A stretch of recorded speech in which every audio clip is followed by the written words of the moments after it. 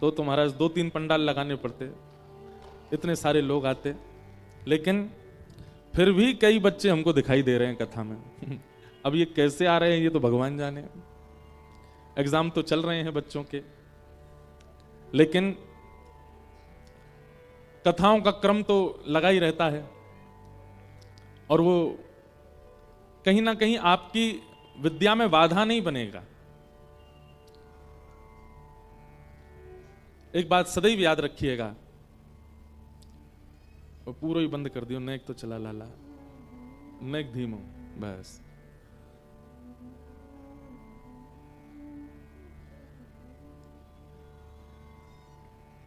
क्या बता रहे थे? हाँ, तो विद्या में बाधा नहीं बनेगा, लेकिन हां अगर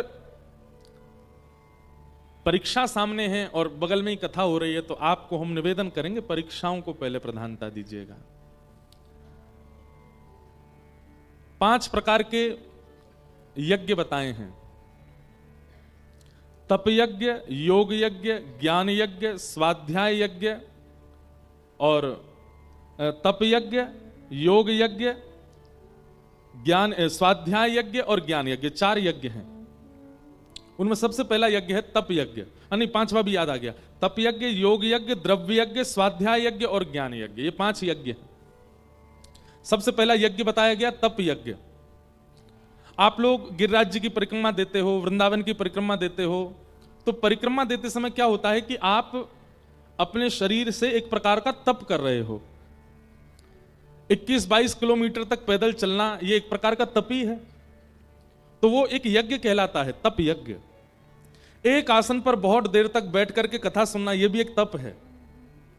हमारे ठाकुर जी तो कहते हैं गीता में अर्जुन से कि अर्जुन, दुनिया में सबसे कठिन काम क्या है? अर्जुन बोले क्या? स्वयं मौन रह करके किसी और को बहुत देर तक सुनना, यह सबसे कठिन है। लेकिन आप सब लोग करते हो, 3:30 बजे से लेकर के 6:30-7 बजे तक आप लोग बिल्कुल मौन रहते हो, हमें सुनते हो। ये सबसे कठिन है। संसार में हर कोई अपनी सुनाना चाहता है, सुनना कोई नहीं चाहता।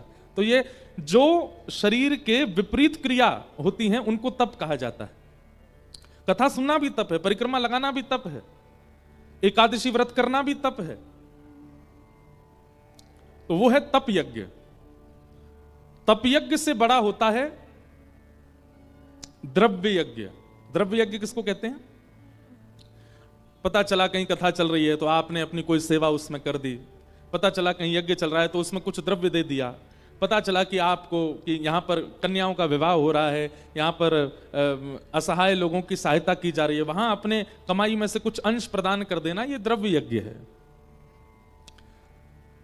तप यज्ञ, द्रव्य यज्ञ, और उसके बाद आता है योग यज्ञ। योग यज्ञ किसको कहते हैं? योग का मतलब प्राणायाम ही नहीं होता। योग का मतलब जैसे आपकी रांची में कोई महापुरुष आए, मान लीजिए कोई शंकराचार्य आए और आप अपने 4 काम छोड़ के उनके दर्शन करने के लिए गए, ये एक प्रकार का योग यज्ञ है। आप आसपास के रांची के क्षेत्र में जो भी तीर्थ स्थान है वहां समय निकाल करके जाते हैं, ये योग यज्ञ है। वैष्णव दर्शन, भक्त दर्शन, संत दर्शन, ये सब योग यज्ञ में कहलाते हैं। और उनके सन्मुख जाकर के उनसे ज्ञान ग्रहण करना, ये योग यज्ञ है। शारीरिक योग नहीं है, मानसिक योग। शरीर को योग क्यों कराया जाता है? स्वस्थ रखने के लिए। ऐसे ही संत जनों के, वैष्णव जनों की, कथा वक्ताओं की वाणी सुनकर के मन को योग करवाया जाता है, इसलिए उसको योग यज्ञ कहते हैं। मन स्वस्थ हो इसलिए। तो तप यज्ञ, द्रव्य यज्ञ, योग यज्ञ, और उसके बाद चौथा आता है स्वाध्याय यज्ञ। स्वाध्याय यज्ञ किसको कहते हैं? पढ़ना, अध्ययन करना, अपने गुरु के द्वारा प्रदत्त जो विद्या है उसको ग्रहण करना। और यहां पर देखिए स्वाध्याय कहा गया। स्वाध्याय का मतलब स्वयं अध्ययनम, खुद पढ़ना। एक होता है कि आपको टीचर ने स्कूल में पढ़ाया, फिर होता है कि आप घर आकर के वही ट्यूशन टीचर से भी पढ़ रहे हो। ये स्कूल में पढ़ना और घर आकर के ट्यूशन टीचर से पढ़ना, ये आपका यज्ञ नहीं माना जाएगा। यज्ञ कब माना जाएगा? जब एकांत में बैठ के खुद किताब लेकर के पढ़ोगे अकेले, वो है स्वाध्याय यज्ञ। बच्चे बोल रहे होंगे हम इसलिए तो नहीं आए थे कथा में कि आप इसका इतना विस्तार करो। बच्चे कह रहे होंगे, बोले भैया क्योंकि कईयों की माता जी पिताजी उन्हीं को देख, सुन ले क्या कह रहे महाराज जी,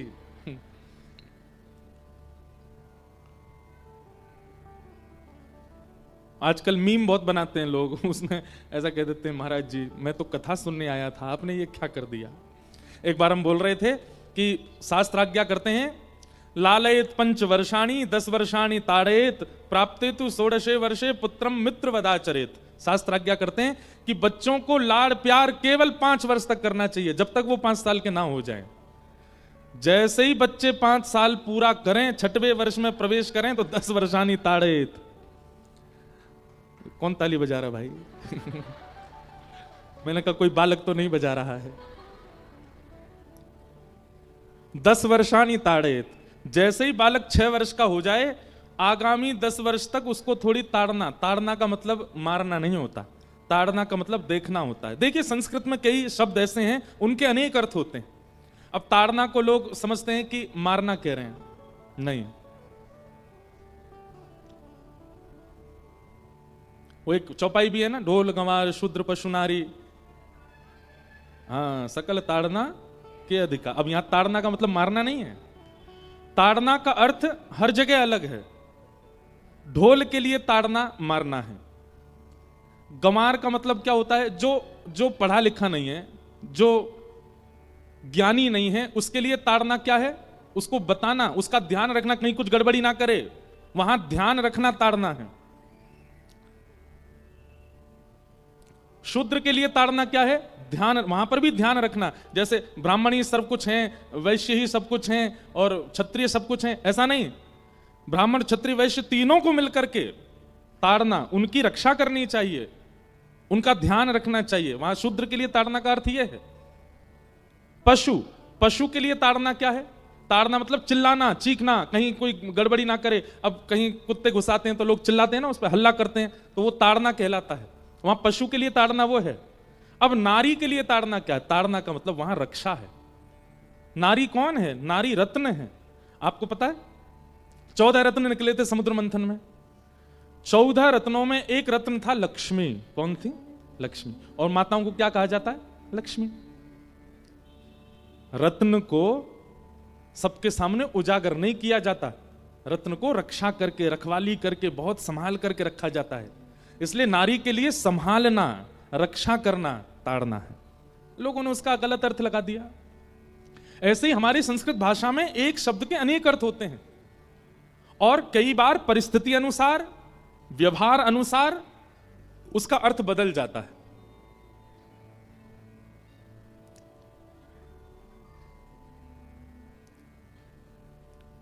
अब एक श्लोक है, अब आप लोगों को समझ आता है तो अच्छा है। कौरवम पतितम दृष्ट्वा पांडवा हर्षमागत, केशवम पतितम दृष्ट्वा पांडवा हर्षमागत, हसन्ति कौरवः सर्वै हाहा केशव केशव। अब इसका सीधा सीधा भाव सुनिएगा। केशवम पतितम दृष्ट्वा, केशव को गिरता हुआ देख पांडवा हर्षमागत, सभी पांडव आनंदित हो गए। ऐसा हो सकता है? ठाकुर जी को गिरता हुआ देख पांडव हंसेंगे? और रुदंती कौरवः सर्वै, सारे कौरव रोने लगे। हाहा केशव केशव, हाहा करके सब कौरव रोने लगे, अरे केशव अरे केशव। अब इसका अर्थ ये नहीं है। अब इसका अर्थ क्या है? केशवम पतितम दृष्ट्वा, किसी एक शव को, शव यानी कि मृतक को नदी में गिरता हुआ देख, केशवम पतितम दृष्ट्वा पांडवा हर्षमागत, नदी में रहने वाले जितने भी जीव जंतु थे वो आनंदित हो गए। आहा भोजन मिल गया, भोजन मिल गया। मछली कछुआ खुश हो गए कि देखो एक शव गिर रहा, अब इसको हम चुन चुन के खा जाएंगे। और रुदंती कौरवः सर्वै, सारे कौरव, कौ रव करने वाले, कौ कौन करता है? कौआ। सारे कौआ जो है वो क्या हुआ? रुदंती कौरवः सर्वै, हा हा हमारा भोजन चला गया, भोजन चला गया। तो अनेक अर्थ होते हैं। तो हम क्या निवेदन कर रहे थे? तप यज्ञ, द्रव्य यज्ञ, योग यज्ञ, स्वाध्याय यज्ञ। स्वाध्याय का मतलब क्या होता है? स्वयं अध्ययनम। आप स्कूल पढ़ते हैं, आप घर आकर के ट्यूशन पढ़ते हैं, अपनी कोचिंग क्लासेस में पढ़ते हैं, तब तक आपका यज्ञ नहीं माना जाएगा। बच्चे ध्यान से सुनिएगा। उनका यज्ञ, उनका पुण्य, उनका दान, उनका सब कुछ तब माना जाता है। बच्चों को अनेक यज्ञों के समान फल प्राप्त होता है जब वो स्वयं पढ़ने बैठते हैं, एकांत में स्वयं पढ़ते हैं, स्वयं अध्ययन करते हैं। स्वाध्याय यज्ञ, और अंतिम यज्ञ कौन सा है? भागवत की कथा, ज्ञान यज्ञ। श्रीमद् भागवत सप्ताह कथा ज्ञान यज्ञ लिखा जाता है। ये 5 प्रकार के यज्ञ हैं। इसलिए अगर बच्चों के एग्जाम चल रहे हैं और वो यूं सोचें कि महाराज हमें तो कथा सुनने के लिए जाना है, वैसे आप स्कूल पढ़ने आए हो, कॉलेज जा रहे हो, कोई एग्जाम नहीं है, उसके बहाने झूठ बोल करके अगर कथा वथा में आ जाओ कभी कभी तो बात अलग है, उसके लिए कोई दोष नहीं। पर अगर आपके एग्जाम चल रहे हैं और फाइनल चल रहे हैं, उस समय आप अगर कथा में जाने की जिद कर रहे हो तो हम आपसे निवेदन करेंगे अभी पहले अपनी परीक्षाएं पूरी करें। और जितने भी बालकों के विशेष रूप से बोर्ड के एग्जाम चल रहे हैं, सबको हमारी शुभकामना, बहुत अच्छे से करो ताकि आप लोग हमारे भारत का भविष्य उज्जवल कर सको। तो आज कुछ प्रश्न आए हैं, जिज्ञासाएं आई हैं हमारे पास, हम जल्दी जल्दी उनका उत्तर देंगे। बहुत ध्यानपूर्वक सुनिएगा सब लोग। एक भैया ने प्रश्न किया है कि महाराज जब नारद मुनि अगर भगवान नारायण के अवतार हैं तो श्रीमद् भागवत में उनका पूर्व चरित्र क्यों कहा गया है? नारद जी ठाकुर जी के भक्त हैं, पूर्ण अवतार नहीं है ठाकुर जी के। नारद जी भगवान के भक्त हैं, इसलिए उनका चरित्र पूरा कहा गया है, पूर्व जन्म की कथा बताई गई है, इसलिए ये संशय समाधान। फिर दूसरा किसी ने कहा है आपको अपने ठाकुर जी को गाल पर चंदन लगाने का मन करता है, क्या करें? ये ऐसा पूछा गया है। आपकी अनुकूलता, देखो अपने मन से ठाकुर जी को नहीं तैयार करना चाहिए। हमारे श्री गिरधर लाल जी का नित्य का जो श्रृंगार होता है वो एक प्रणाली के अनुसार होता है। उसमें जैसे वर्ण के वस्त्र जिस दिन बताए गए हैं वैसा ही श्रृंगार ठाकुर जी का होता है। क्योंकि देखिए आप श्रृंगार करते हैं अपने भाव से, पर ठाकुर जी नित्य लीला में हैं। वो आपके घर भले ही बैठे हैं, आपसे श्रृंगार करा रहे हैं, पर ठाकुर जी की नित्य एक अंतरंग लीला चल रही है। और वहां ठाकुर जी ऐसी पोशाक पहन के जाएंगे जिस पोशाक से किशोरी जी प्रसन्न हो। इसलिए प्रणालियों के अनुसार ठाकुर जी की सेवा होनी चाहिए। आपका मन है कि गाल पर चंदन लगा दें ठाकुर जी को, कभी कभी की बात अलग है, पर देखिए चंदन सूख जाता है, सूख करके वो ठाकुर जी के मुख पर गिरता होगा। अब ठाकुर जी तो कुछ कहेंगे नहीं, तो इसलिए चंदन अगर गाल पे लगा भी देते हैं तो थोड़ी देर बाद इत्र लेकर के किसी सुंदर वस्त्र में फिर उनको स्वच्छ कर दिया करें। फिर किन्हीं का प्रश्न है कि शारीरिक कर्म करते हुए भगवत प्राप्ति कैसे हो, आदि आदि सब, ये अधिकतर प्रश्न आता है। अब आप मुझे एक बात बताइए, क्या व्यक्ति संसार छोड़ करके ही भजन करता है क्या? नहीं। हम एक बात हमेशा अपनी कथा में कहते हैं कि मानव को नाटक करना बहुत अच्छा आता है। हम लोग नाटक करना बहुत अच्छा जानते हैं, और हम लोगों को एक कला और आती है, मन से कुछ तन से कुछ। कई बार हम मन से किसी व्यक्ति को नहीं चाहते, लेकिन वो सामने आ जाता है तो हम क्या कहते हैं, भैया तुम बहुत अच्छे हो, हमको बहुत अच्छे लगते हो, देखो तुम्हारी वो बात हमको बहुत बढ़िया लगी, तुम्हारा ये काम बहुत, जबकि मन से बिल्कुल नहीं पसंद है, लेकिन व्यवहार में हम लोग नाटक करते हैं ना उसके आगे। ठीक वैसे ही संसार में रहने के लिए आपका कर्म व्यवहार है, वो आपको करना पड़ेगा। वहां आप तन को लगाइए, लेकिन मन में सदा श्री राधा रानी को विराजमान करके रखो, मन में सदा वृंदावन को विराजमान करके रखो, मन से सदा श्री वृंदावन को याद करो। आपने शायद अपने भाव में यह भी कहा है कि नहीं, वो दूसरे हैं शायद। तो इसलिए दो व्यवहार करो, तन से आप कर्म करो, किस लिए? जब तक जीवन है, जब तक प्राण है, तब तक मुझे अपने कर्तव्यों का निर्वहन करना है, पर मन से सदा श्री जी का, सदा वृंदावन का स्मरण करो। फिर किन्हीं का भाव आया है, मेरा नाम गोविंद है और मैं थोड़ा शरारती स्वभाव को हूं। अब यहाँ कॉलेज के सखान के संग जब मस्ती करूं तो वे मोए गारी दे में। बढ़िया ब्रजभाषा लिखी है भैया तुमने। हंसी में ही पर कहूं उन पे नामापराध तो ना बन जाएगा। नहीं, मित्र अगर कभी हंसी मजाक करते हैं, और करना ही चाहिए, मित्रता ऐसी थोड़ी है कि महाराज वहां पे भी फॉर्मेलिटी, ए भाई मैं तुझसे जब मिलता हूं तो सुबह मिलकर के गुड मॉर्निंग बोला करो मुझे, ये मित्रता होती है क्या? मित्रता में ऐसा होता है क्या, अरे भाई मैं आता हूं तो तुम भी हाथ जोड़ा करो, मैं भी हाथ जोड़ा करूं, फिर विधिवत दोनों बैठा करेंगे, मेरी थाली में से तुम मत खाना, तुम्हारी में से मैं नहीं। ये कोई मित्रता है? ये तो फॉर्मेलिटी होती है, बाहरी लोगों के साथ में होता है, मित्र के साथ तो व्यवहार अलग होता है। तो मित्रता में अगर कभी कभी, लेकिन मित्रों को एक बात कह देना कि गाली ना दिया करें। गाली देना अच्छी बात नहीं है। आपको बहुत ही गुस्सा आता है और बहुत ही कुछ कहने की मन हो मित्र से, तो आप पागल कह सकते हो बस, इससे बड़ी गाली मत देना। हम लोग सारी कड़वी गालियां ही क्यों देते हैं? हम तो कभी कभी कथा में कहते हैं मैंने गालियों का नाम बदल दो। किसी में बहुत गुस्सा आवे तो उससे कहने ए गुलाब जामुन इधर आ, मीठी मीठी गाली दो, अच्छा है ना, मित्रता और बढ़िया लगेगी आपको। कई सारे नाम बड़े विचित्र हैं हमारे यहाँ, ड्राई फ्रूट्स के, सब्जियों के, और क्या कहते हैं कई कई स्थानों के प्रसाद के व्यंजन भी बड़े विचित्र होते हैं नाम उनके। आज हमने कुछ खाया था, मैं नाम भूल गया उसका, है डुस्सू क्या डुस्सू ना क्या डुस्सा ये बोल रहे हैं डुस्सू डुस्का है, डुस्का डुस्का। अब बताओ, हम ब्रजवासियों के लिए तो यही गा डुस्का इधर आ, हम तो उसको डुस्का ही बोल रहे हैं। अब है तो वो व्यंजन का नाम, लेकिन आप प्रेम में, मित्रता ही तो है, आपका सखत्व भाव ही तो है, उसमें गाली ही क्यों देनी है आपको? कुछ ऐसा अभी हम थे हिमाचल प्रदेश में, वहां हमने एक दिन एक व्यंजन खाया, उसका नाम था बबरू। क्या नाम था? बबरू। एक सब्जी खाई, भारत की सबसे महंगी सब्जी, उसका नाम था गुच्छी। एक मनाली में एक डिश बनती है सिड्डू, अलग अलग व्यंजन है। एक ड्राई फ्रूट है उसका नाम है चिलगोजा। तो जो आपकी मित्र मंडली में नेक्सा सा डोलता रहता हो, इधर उधर फुदकता, उसका नाम इधर दो चिलगोजा। ए चिलगोजा इधर आ। तो गाली क्यों देनी है? ऐसे मीठे मीठे नाम रख दो ना, ऐसी बढ़िया बढ़िया बातों से बुलाते रहा करो एक दूसरे को। तो अपराध तो नहीं लगेगा उनको, मित्रता में तो सब है, लेकिन उनको ये वाली बात बता दीजिएगा कि महाराज जी ने मंच से क्या कहा है, और इसका वो ध्यान रखें। अब ज्यादा गालियां नहीं देनी है। गाली क्यों देनी?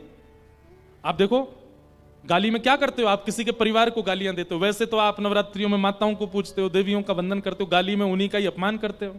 नहीं देना चाहिए। हम एक बात आपसे कह दें भैया, स्पष्ट रूप से याद रखिएगा, जिह्वा को जितना हो सके उतना पवित्र रखने का प्रयास किया करो, बोली चाली में भी और खान पान में भी। आपका जीवन में पतन नहीं होगा अगर आपने जिह्वा को शुद्ध रखा तो। लेकिन इस जिह्वा पर आप कुछ भी खा लेते हो और इस जीभ से आप कुछ भी बोल देते हो, तो आपके संग कुछ भी करने में यमराज को, ठाकुर जी को संकोच नहीं होगा। इसलिए जितम सर्वम, श्रीमद् भागवत जी कहती हैं, जितम सर्वम जिते रसे। आप अपनी रसना को जीत लीजिए, आप सबको जीत लोगे। हमारी ये बात मान लीजिए। इस कथा के बाद से जिन जिन भाइयों के मुख पे जो है कभी कभी जो है गालियां विराज जाती हैं, उनसे हमारा निवेदन है कि इस कथा से आप यही प्रण लीजिए कि अब हम नहीं देंगे। ये बात बात पर जो हमारे मुख से अपशब्द निकलता, अब नहीं बोलेंगे हम। और ऐसे नहीं कि आपने सोच लिया अब नहीं बोलेंगे, आपको इसके पीछे एक दंड भी रखना पड़ेगा अपने। अगर मैंने बोला तो मैं ये नहीं करूंगा, हम तो यही कहेंगे आपसे। आप रख लीजिए, अगर मैंने आज पूरे दिन में गाली दी तो जब गाली दूं उसके अगला भोजन, रात्रि का भोजन नहीं करूंगा। फिर मैं पत्नी को मैसेज कर देना घर पे, आज हमने गाली निकल गई मुख से, भोजन नहीं करेंगे रात में। ऐसे दंड देंगे तो ही सुधरोगे। जिह्वा पर कभी भी अपशब्द मत लाइए और असद वस्तु मत लाइए। हमें सुनकर के थोड़ा सा कष्ट तो हुआ, पर हमारे झारखंड के लोग थोड़े कभी कभी खान पान में अशुद्धता कर देते हैं। हमारी प्रार्थना है भैया आपसे, मत कीजिए। आपने अगर अपनी जीव को संभाल लिया तो आपकी सारी इंद्रियां आपके वश में आ जाएंगी। और ये लूली बाई अगर आपके बस में नहीं आई तो फिर कोई बस में नहीं आएगा। एक भी हड्डी नहीं है इनके अंदर, पर आपकी एक एक हड्डी तोड़वाने की सामर्थ्य है इनके पास। कहां तक कहें महाराज, आपका 80 वर्ष का, 90 वर्ष का, 100 वर्ष का पूरा जीवन बिगाड़ने और संवारने की सामर्थ्य रखती है लूली बाई। इसलिए इनको संभाल लीजिए। आप कानों को मत संभालो, नेत्रों को मत संभालो, आदि आदि इंद्रियों को रहने दो जैसी हैं। इस पर काम करना शुरू कर दो। इस पर काम करना प्रारंभ किया, सब अपने आप वश में होता चला जाएगा। कई लोग कहते हैं हम अपने नेत्रों को अपने कंट्रोल में नहीं कर पाते, हम कानों को कंट्रोल नहीं कर पाते, हमको दूसरों की गपशप सुनने में ज्यादा ही अच्छा लगता है, हमको वार्ताएं सुनना बहुत ज्यादा ही अच्छा लगता है, हमको एक दूसरे की चुगली सुनना आदि आदि, इन सब में हमको सुख मिलता है। ऐसी बातें लोग कहते हैं। कान वश में नहीं है। आप जीव को वश में करना प्रारंभ करो, सब इसी के वश में है। ये अगर सुधर गई तो सब सुधर जाएंगे। जितम सर्वम जिते रसे। तो ये इन भैया को हम बात बता रहे हैं। अभी तक तो अपराध नहीं लगा, लेकिन अब अपने मित्रों से कहना भाई गाली वाली देना बंद करो, नहीं देना है। फिर किन्हीं का भाव है, मेरा नाम प्रतीक चक्रवर्ती है, मैं ब्राह्मण कुल में जन्मा हूं, मैंने 1.5 साल पहले गुरु दीक्षा ली है। आदि आदि भाव में आप कह रहे हैं कि मेरा मन किसी भी वस्तु में नहीं लग रहा है, हर वक्त लगता है कुछ बहाना करूं और घर से वृंदावन चला जाऊं। वृंदावन जाता हूं तो वहां से आने में बहुत रोना आता है, रास्ते भर रोता हूं, लौटने में गुरु मंत्र युगल रूप का मिला है, पर ध्यान राधा रानी पर लगा रहता है।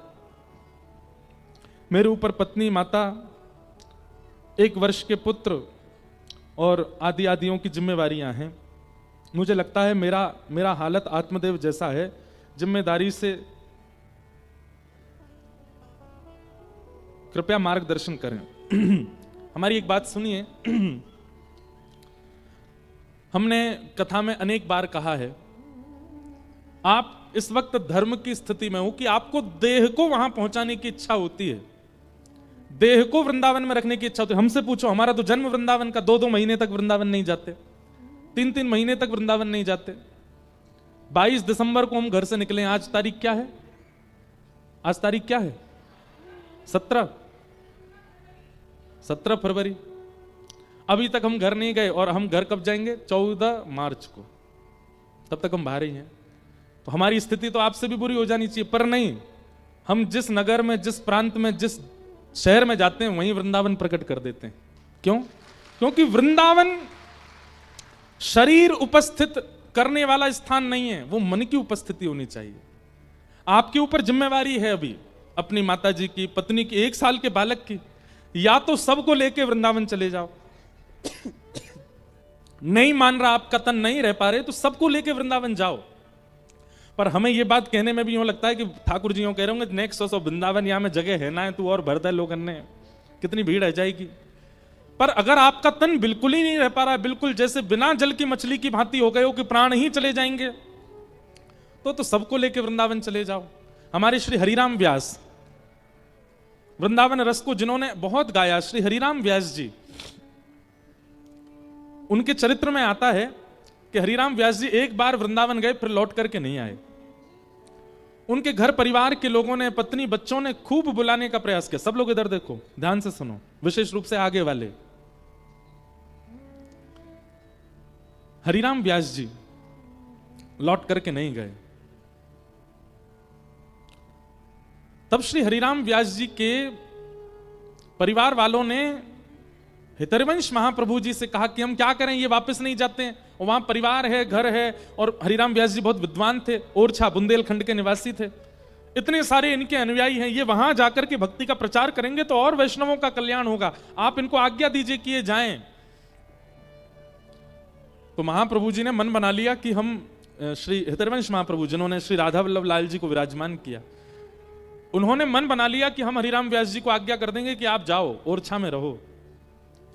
तो श्री हरिराम व्यास जी को जैसे ये बात पता चली कि महाप्रभु जी मुझे आज्ञा देने वाले हैं कि तुम वापस चले जाओ, रोने लगे, बिलखने लगे। वृंदावन के रूख हमारे, मात पिता गुरु बंधु, लिपट लिपट करके वृंदावन के एक एक वृक्ष से रोने लगे हरिराम व्यास जी। बोले भैया, मेरे भैया यही हैं, मेरी माता यही हैं, मेरे पिता यही हैं, मेरे सर्वस्व ये वृंदावन के वृक्ष ही हैं, मैं इन्हें छोड़ के कैसे जाऊं।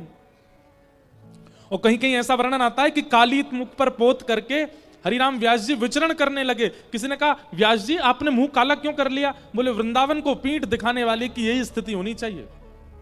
वो ऐसी स्थिति में आ गए थे कि वृंदावन नहीं छोड़ पा रहे थे। तब हितरिवंश महाप्रभु ने जब उनकी ये दशा देखी, रो रो करके बुरा हाल, प्राण निकलने को हो रहे हैं, तब महाप्रभु जी ने कहा, भैया देखो, इसने वृंदावन को पकड़ा होता तो मैं आज्ञा कर देता और ये वृंदावन छोड़ के चला जाता, पर इसने वृंदावन को नहीं पकड़ा है, वृंदावन ने इसको पकड़ा है, ये नहीं जा पाएगा यहां से। तो अभी आपकी जो स्थिति है, जिन भैया का ये भाव है, आपने वृंदावन को पकड़ा है, वृंदावन अगर आपको पकड़ेगा तो आप रांची में ही वृंदावन प्रकट कर दोगे, रांची में ही वृंदावन का अनुभव करने लग जाओगे। इसलिए हमारी प्रार्थना है, कथाएं सुनकर के, नाम जप करके, अपने कर्तव्यों का निर्वहन करके नित्य मानसी भाव से वृंदावन का दर्शन कर लिया करो। और नहीं हो पा रही है ये बात तो फिर सबके सहित वृंदावन में बस जाओ। और वृंदावन में बसना इतना आसान नहीं है, किशोरी जी कृपा करेंगे तो ही संभव हो सकता है। तो इसलिए या तो मानसिक भाव से यहीं से वृंदावन को मन को वृंदावन में छोड़ दीजिए, और नहीं रह पा रहे हैं वृंदावन के बिना तो सबके सहित वृंदावन चले जाओ। यही दो उपाय हैं बस। अब एक भैया हैं कि जन माता जी हैं, एक ही पर्चा में 4 प्रश्न लिख दिए लगातार। पूजा करते समय मन भटक जाता है, यह तो सबका प्रश्न होता है। खेती करते समय जमीन में जीव जंतु कुदाल से कट जाते हैं, क्या वह भी पाप है? 3 साल पहले से मांस मछली सभी प्रकार के नशा छोड़ दिए हैं, और कुंभ स्नान के बाद आदि संबंध, जुआ, झूठ, कपट छोड़ दिया है। अब मुझे गुरु मंत्र जाप करना है, क्या करें? पहली बात आपने कही कि पूजा करते समय मन भटकता है, सबका भटकता है। संसार में ऐसा कोई नहीं जो ध्यान के समय उसका मन ना विचलित होता हो। इसके लिए एक ही उपाय है, आप अपने नित्य चर्या में बैठने से पहले कथा श्रवण किया कीजिए। आजकल आधुनिक यंत्र है, सबके पास यूट्यूब है, फोन है, पहले उसमें कोई प्रवचन सुनिए, और जो प्रवचन सुन रहे हैं वो केवल सुनिए नहीं, उसका दृष्टिगोचर, उसकी लीला का सामने पूरा दृश्य देखिए, और उस दृश्य को देखते हुए फिर अपनी पूजा में प्रवेश किए, अपने नित्य कर्म में, अपने नाम जप में प्रवेश करो। आपका मन धीरे धीरे भटकना कम होगा। और फिर भागवत में कपिल देवभूति संवाद में अष्टांग योग बताए हैं, 8 प्रकार के योग, यम, नियम, आसन, प्राणायाम, प्रत्याहार, ध्यान, धारणा और समाधि। उससे मन एकाग्र होता है। उस पर हम विस्तार से चर्चा कथा में करेंगे। फिर आपने कहा कि खेती करते समय जमीन में जीव जंतु आदि आ जाते हैं। आप जानबूझ के तो नहीं कर रहे ना उनको। अगर आप कुछ कर रहे हो, उस समय अगर कोई दिख जाए तो निश्चित है कि आप उसको हटा दोगे वहां से। जानबूझ करके अगर किया जाए तो वह पाप माना जाएगा, पर जानबूझ करके तो नहीं किया। अगर हाँ, इतना ध्यान रखा कीजिए कि अगर आपको दिख जाए कि कोई जीव है, कोई ऐसा सर्प आदि है, तो उसको वहां से हटाने का या भगाने का प्रयास करके आगे क्रम अपना किया करें। फिर आपने कहा 3 साल पहले मांस मछली आदि सब छोड़ दिया, नशा छोड़ दिया, आदि सब, आप जुआ कपट छल सब छोड़ दिया। कुंभ स्नान के बाद आदि सब छोड़ दिया, बहुत अच्छी बात है, छोड़ दिया। लेकिन अब पुनः कभी होना नहीं चाहिए, ये संकल्प लीजिए। ये जितनी बातें आपने यहां लिखी हैं, अगर ये एक भी दोहरा करके जीवन में आपने सोची भी, विचार भी की, तो पूर्व के किए हुए जितने भी पाप हैं वो सब नष्ट होने बंद हो जाएंगे, पुनर्जागृत होकर पाप आपको लग जाएंगे। देखिए पाप निवृत्त कैसे होता है व्यक्ति, बहुत ध्यान से सुनिएगा। पाप छोड़ देने से और फिर पुनः न करने का संकल्प लेने से पूर्व के जो पाप हैं वो धीरे धीरे घटने लग जाते हैं। लेकिन वह व्यक्ति अगर पूर्व के किए हुए पापों को न छोड़े और पुनर उनका चिंतन करने लग जाए, मन में सोचे छोड़ तो दिया है मैंने, अब कर तो नहीं पाऊंगा, पर मन होता है, बार बार इच्छा होती है कर लूं, तो कहीं ना कहीं अभी आपके पाप संचित हैं, जीवित बचे हैं। इसलिए संकल्प लीजिए कि पुनर्जीवन में कभी मांस भक्षण, मदिरा आदि और जो आपने लिखा है ये मैं बिल्कुल नहीं करूंगा। अगर ये करें तो इसके लिए कोई उचित दंड सोच के रखिएगा। अगर मैंने किया तो मैं ये दंड स्वयं को दूंगा। हाँ, वो मृत्यु दंड नहीं होना चाहिए, आत्महत्या आदि ये सब कभी नहीं, विचार भी नहीं करना। हमारे शास्त्र क्या करते हैं, मृत्यु आत्मदंड स्वयं को देने वाला व्यक्ति 2000 वर्ष के लिए प्रेत बनता है, इसलिए ये दंड नहीं देना। दंड उसमें फिर कुछ और नियोजित कर दीजिएगा, मैं पादुका नहीं पहनूंगा, ये दंड आप स्वयं को दीजिए।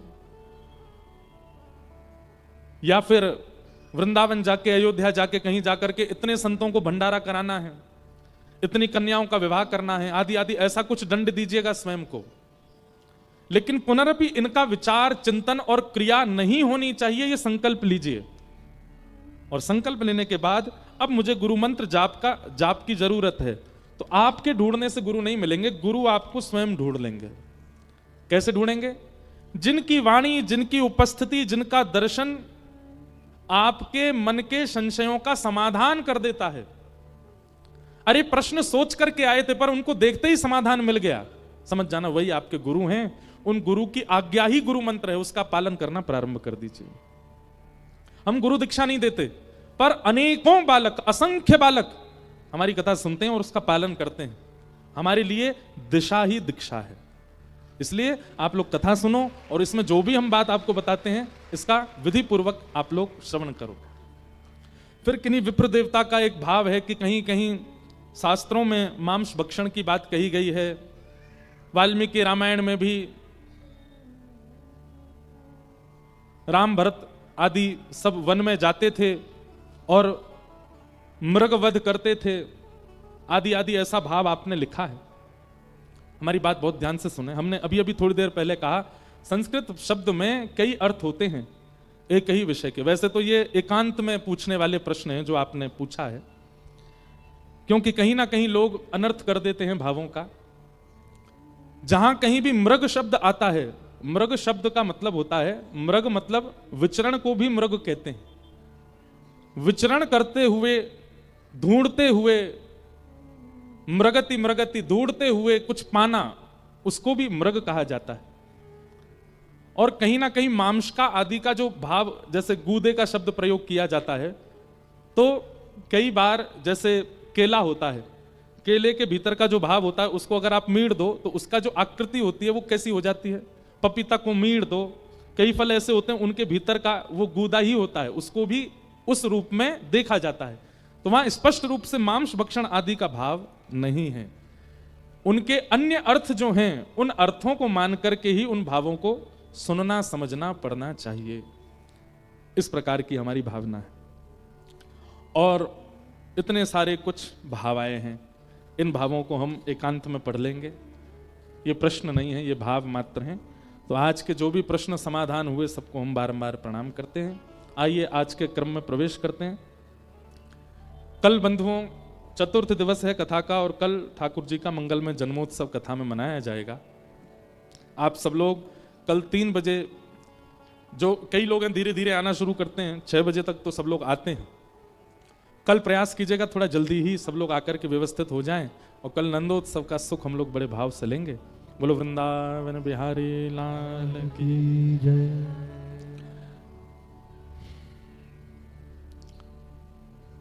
कल हम लोगों ने भागवत जी का मंगलाचरण श्रवण किया एवं 6 प्रश्न जो सौनकादि ऋषियों ने सूत जी से किए हैं उनका भाव श्रवण किया। तत्पश्चात भगवान के अवतारों का वर्णन, चतुर्वेदों का वर्णन, भागवत जी के निर्माण की कथा सुनाई गई, और नारद जी के पूर्व जन्म की कथा सुनाते हुए वेदव्यास जी के द्वारा श्रीमद् भागवत की रचना और भागवत जी श्री सुखदेव जी को प्रदान करना, ये सब चरित्र सुनाए गए। सुखदेव जी को भागवत जी का ज्ञान उनके पूज्य पिताजी महर्षि श्री वेदव्यास जी ने प्रदान किया। सुकाचार्य जी ने यही भागवत की कथा फिर परीक्षित को सुनाई। प्रश्न किया गया, महाराज ये परीक्षित कौन है और इनको 7 दिन में मरने का श्राप क्यों लगा था? कृपा करके हमें विस्तार से बताइए। और यहां महाभारत का कुछ अंश सुनाया जाता है, बहुत ध्यान से सुनिएगा।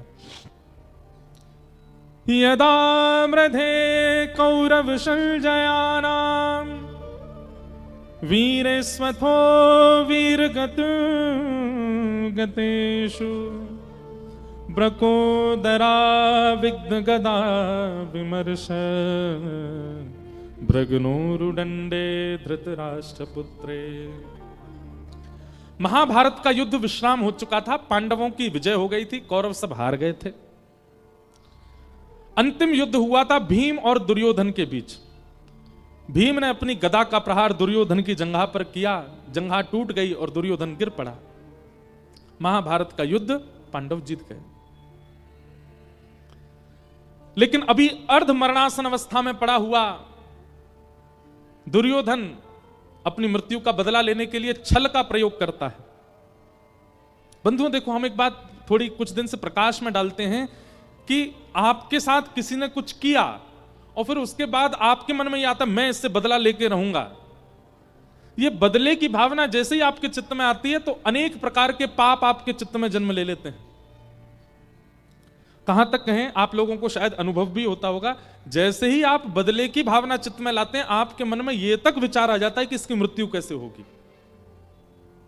इसलिए हमारी एक प्रार्थना मानिएगा,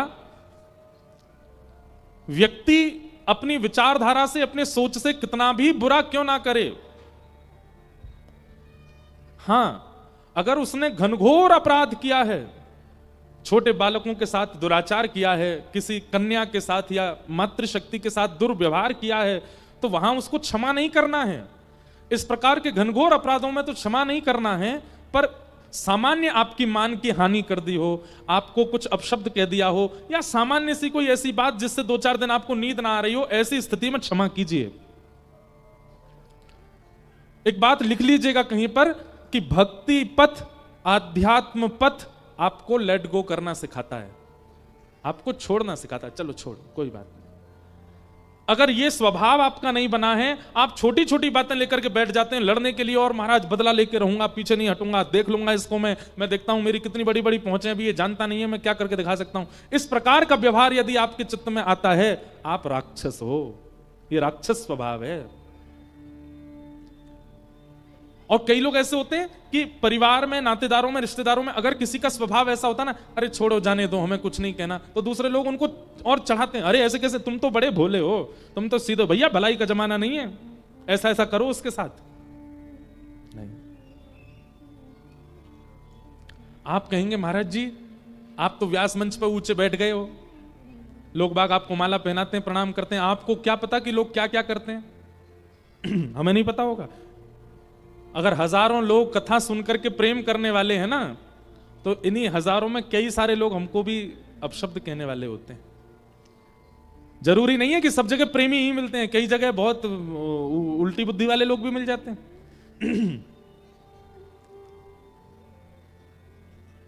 लेकिन क्षमा करना एक आध्यात्मिक व्यक्ति का स्वभाव है। हो सकता है कि आप अपनी पीड़ा हमारे सामने सुनाते हुए ये कह देंगे, महाराज जी देखिए हमारी पीड़ा सुनो, इसमें क्षमा कहां तक जायज है बताओ। पर हमारी एक बात, आप हमसे व्यक्तिगत मिलोगे ना, तो हम यही कहेंगे क्षमा मत करो, दंड दो, पर हम मंच से कह सकते हैं। आप अगर क्षमा करेंगे ना, तो उस व्यक्ति को वो दंड मिलेगा जो आप सोच भी नहीं पाओगे, और वो दंड ठाकुर जी देते हैं। फिर जैसे एक उदाहरण सुनिएगा बहुत ध्यान से। बच्चा अगर गड़बड़ी करे, कुछ गलती करे घर में, बच्चे बहुत ध्यान से सुनिएगा, अगर आपने कुछ गड़बड़ी करी, कोई गलती करी, और मां ने देख लिया, और मां ने देख करके आपको छोड़ दिया, तो आपकी टेंशन बढ़ जानी चाहिए। क्यों? मां ने छोड़ दिया, पिताजी मां से ज्यादा दंड देंगे, इसलिए 2-4 चपाटे मां के ही खा लो, ताकि पिताजी तक बात ना पहुंचे, क्योंकि पिताजी के हाथ में बात आ गई तो फिर कार्य बहुत ज्यादा बिगड़ जाएगा। ठीक वैसे ही आपके साथ किसी ने अनुचित व्यवहार किया, आप अगर उसको दंड दोगे, तो वो दंड एक प्रकार का बदला, वो आप बदला लेने की भावना आपके मन को बिगाड़ेगी। उसको तो केवल आप दंड देके थोड़ी पीड़ा दोगे, लेकिन कहीं आपने अगर उसको क्षमा कर दिया, जाने दिया, तब ठाकुर जी आपकी कमान संभालते हैं। बोले अच्छा इसने क्षमा किया, मैं नहीं करूंगा, अब इसका दंड मैं दूंगा। और ठाकुर जी जब दंड देते हैं, तो वो दंड आपके विचार से परे होता है। तो ये एक आध्यात्मिक स्वभाव है, ये एक भक्ति पथिक का स्वभाव है कि वो जाने देता है बातों को, ठीक है। पर हां, कुछ अपराध ऐसे हैं उनमें नहीं।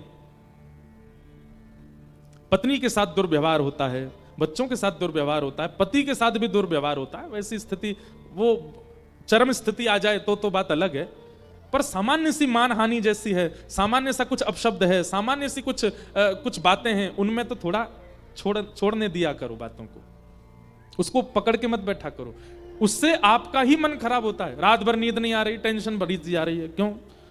देख लूंगा, मेरे रिश्तेदारों के आगे इतना बुरा बोल दिया, मुझको गलत बोल दिया है। क्या गलत बोल दिया? 500 गज में मकान है हमारा, 300 गज ही बताए, बस मेरी मान की हानि कर दी है। अरे 500 गज में बना रखा, 300 गज बोल रहा था वहां पे। रुक जा, अगली बार तेरे रिश्तेदार आएंगे, मैं 100 गज ही बताऊंगा। छोटी छोटी बातें हैं, इस पे भी लोग इतना गुस्सा करते हैं। नहीं, ये वैष्णव स्वभाव नहीं, घोर संसारी का स्वभाव है ये। इसलिए कभी कभी जाने दिया कीजिए।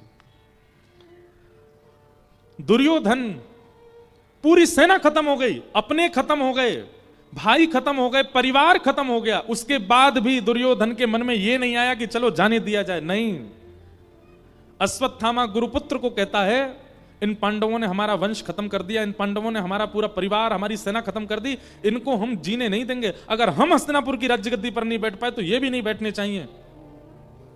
अश्वत्थामा बोला क्या करूं? बोले धर्म से तो युद्ध हमने कर लिया, अब अधर्म से करो। धर्म क्या है? सूर्य उदय से सूर्यास्त तक युद्ध कर सकते हो, और अधर्म क्या है? सूर्यास्त के बाद भी अपने शत्रु के साथ युद्ध करना, उसको मारने की चेष्टा करना, यह अधर्म है। जाओ, अब अंधेरा हो चुका है, ये पांडव थके हारे अपने शिविरों में सो रहे होंगे, सोते हुए पांडवों को मार दो, तुम अधर्म करो। बदले की भावना आपके चित्त में पाप को जन्म देती है।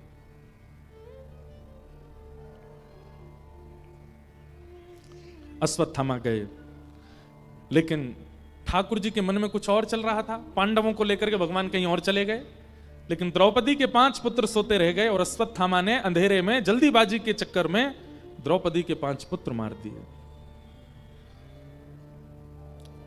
प्रातःकाल का समय हुआ, अपने पुत्रों की हत्या सुन करके द्रौपदी रोने लगी। अर्जुन ने प्रतिज्ञा ले ली, मैं जीवित नहीं छोड़ूंगा जिसने भी बालकों की हत्या की है। अश्वत्थामा को बंदी बना लिया, पर द्रौपदी ने अश्वत्थामा को क्षमा कर दिया। बंधुओं, एक बात बहुत ध्यान से सुनिएगा। अब यहां द्रौपदी के साथ जो घटना घटी है, इधर देखिए सब लोग, बहुत ध्यान से सुनिए। द्रौपदी के साथ जो घटना घटी है, इसका कभी आप चिंतन भी नहीं कर सकते। द्रौपदी के निर्दोष 5 बालकों की हत्या कर दी है, और ऐसी स्थिति में द्रौपदी अपने बालकों के हत्यारे को क्षमा कर रही है।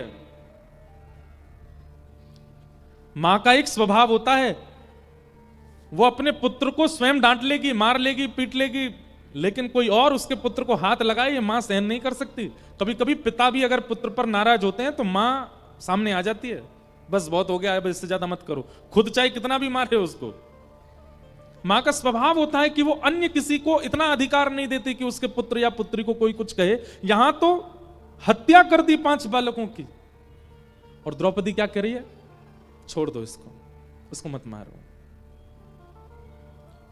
अर्जुन ने पूछा क्यों? तुम्हारे बालकों को मारा है इसने, इसको क्यों ना मारूं? किस कारण से छोड़ दूं इसको? तब द्रौपदी ने जो कारण दिए हैं ना, वो सुनने लायक है। द्रौपदी क्या कहती है? द्रौपदी पहली बात कहती है, अर्जुन, ये हमारे गुरु का पुत्र है, गुरुपुत्र है। गुरुपुत्र मतलब? गुरुपुत्र मतलब गुरु समान। महाभारत युद्ध में गुरुदेव तो मारे गए, लेकिन गुरुपुत्र को कम से कम गुरु रूप मान करके छोड़ दो। जिन गुरु जी ने धनुष उठाना सिखाया, बाण चलाना सिखाया, रणभूमि में खड़ा होना सिखाया, उन गुरु के ऋण से हम कभी ऋण नहीं हो पाएंगे। कम से कम उनके पुत्र को गुरु रूप मान करके क्षमा कर दो। गुरु निष्ठा। जबकि होता ऐसा है बंधुओं कि जब कोई बहुत सगा व्यक्ति चला जाता है ना, तो व्यक्ति इतना व्याकुल हो जाता है कि कई बार वो भगवान को भी कोस देता है कि हे नाथ, क्या आप में दया नहीं है? मेरे इतने प्रिय को मुझसे छीन लिया।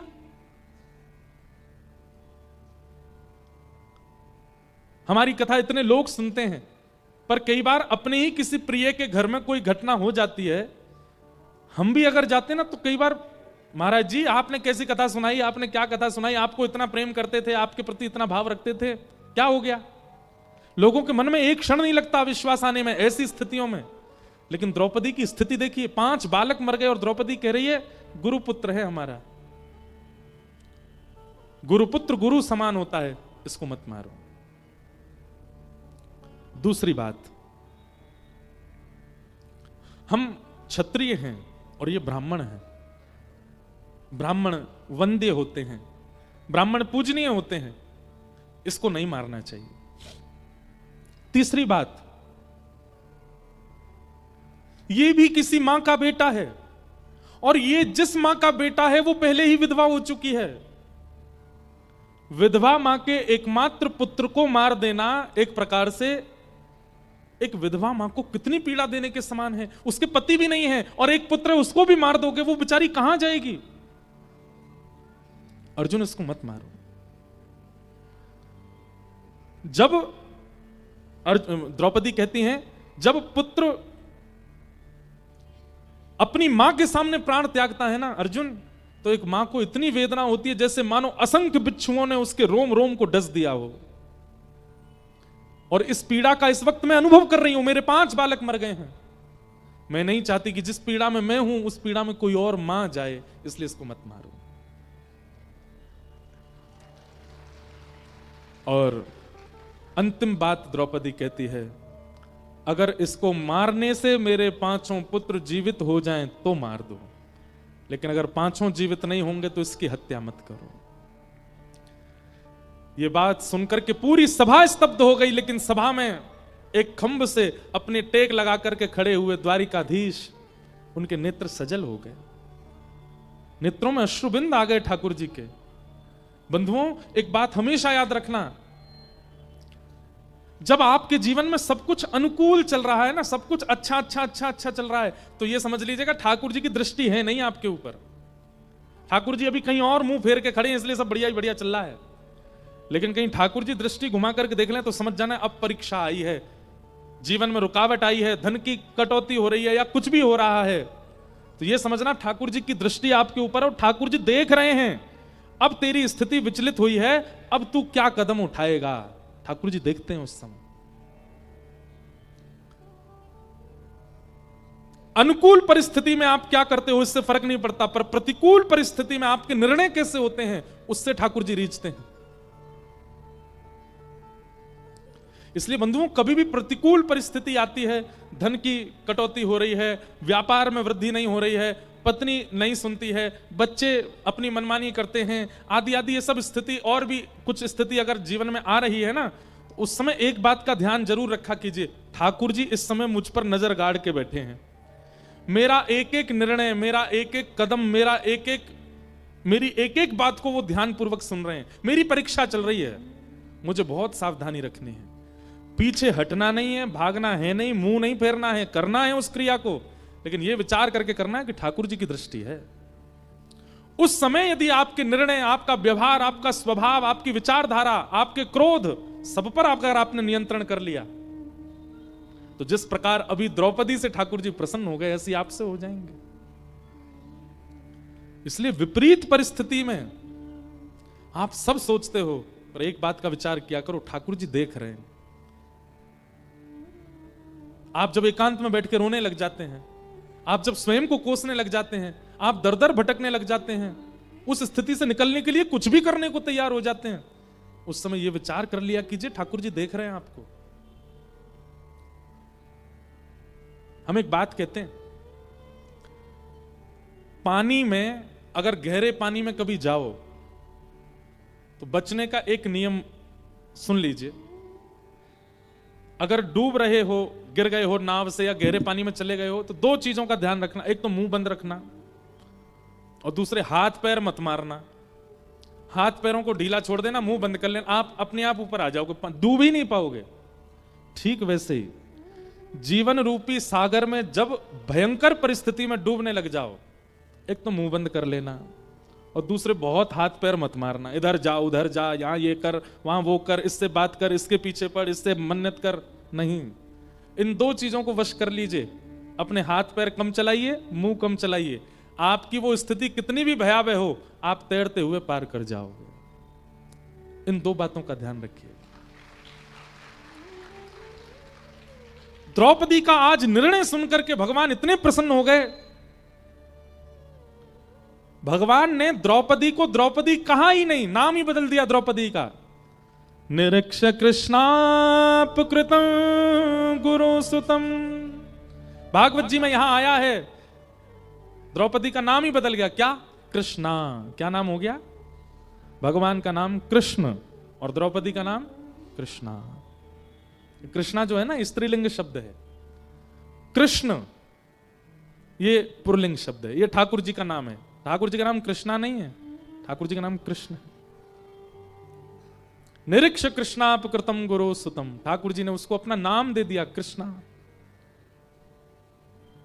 और ठाकुर जी कह रहे हैं मैं दया का देवता, ये दया की देवी है। अत्यंत प्रसन्न हो गए भगवान द्रौपदी से। आप सुख की घड़ी में, अच्छे समय में क्या करते हैं, ठाकुर जी कई बार आपको नहीं देखते, लेकिन आपकी विषम परिस्थिति में ठाकुर जी एक एक चीज मॉनिटर करते हैं आपकी। आपका व्यवहार कैसा है, आपका स्वभाव कैसा है, आपकी विचारधारा कैसी है, आपकी वाणी कैसी है। विपरीत अवस्था में बालक स्वस्थ हो, धूल में खेले, रोड पर चला जाए, मित्रों के साथ खेले, कोई दिक्कत नहीं, माता पिता को चिंता नहीं होती। पर बालक को खांसी जुकाम हो जाए, बुखार हो जाए, मां 24 घंटे उसके आगे पीछे घूमती रहती है। एक एक बार उसको थर्मोमीटर लगा के देखेगी, बार बार उसकी नब्ज देखेगी, सिर पर पट्टी रखेगी, बार बार दृष्टि डालती है मां। ठीक वैसे ही आपकी विषम परिस्थिति में ठाकुर जी देखते ही रहते हैं और परखते हैं कि आपका स्वभाव, व्यवहार, वाणी कैसी है उस समय। क्योंकि अनुकूल परिस्थिति में तो सब अच्छा बोलते हैं, प्रतिकूल में जो अच्छा बोले वो श्रेष्ठ है। भगवान ने, अर्जुन ने अश्वत्थामा को छोड़ दिया, आधी दाढ़ी मूंछ, आधे केश मोड़ दिए, शिखा छेदन कर दिया, मणिम जहार मूर्धन्यम, उसकी ब्रह्म तेज की मणि को निकाल लिया। अश्वत्थामा निकल गया सभा से, लेकिन इतना अपमान भरे समाज में, भरी सभा में कर दिया अश्वत्थामा का कि उस अपमान को सह नहीं पाया और विचार करने लगा, मैं ऐसा क्या करूं कि ये पांडव, इनको श्राद्ध पक्षों में पानी देने वाला भी इनका वंशज ना बचे। तब उसने विचार किया कि अर्जुन के पुत्र अभिमन्यु मारे गए महाभारत युद्ध में, पर अभिमन्यु की पत्नी वो सगर्भा है, गर्भवती है, उसके गर्भ के बालक को मैं नष्ट कर दूं। जघन्य पाप, घनघोर पाप किया अश्वत्थामा ने, गर्भ के बालक को मारने का प्रयास किया। ब्रह्मास्त्र छोड़ दिया उत्तरा के ऊपर, दौड़ी दौड़ी उत्तरा भगवान के पास गई, भगवान ने उत्तरा की रक्षा की ब्रह्मास्त्र से, और वही बालक जन्म लेकर के परीक्षित बना। हमारे पूज्य पिताजी महाराज के गुरुदेव अनंत श्री विभूषित श्री रामानुज प्रपन्नाचार्य गुरुजी महाराज, हमारे दादा गुरु, वे इस पक्ष में एक बात कहते हैं, बहुत ध्यान से सुनिएगा। पूज्य गुरुदेव भगवान कहते हैं कि ठाकुर जी ने गर्भ में जाकर के परीक्षित की रक्षा की, क्यों?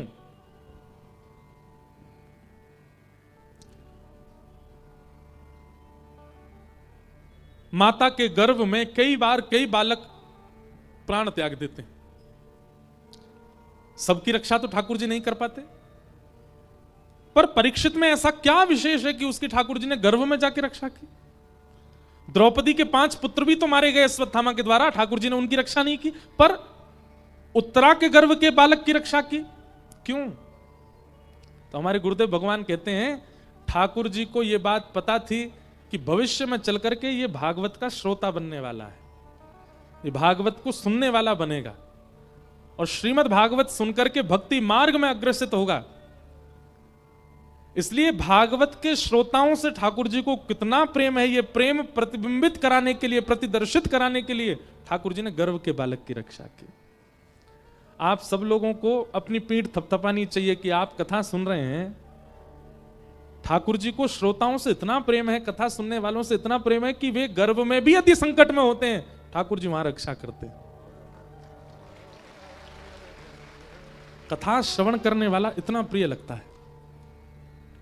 गोपियां कौन हैं?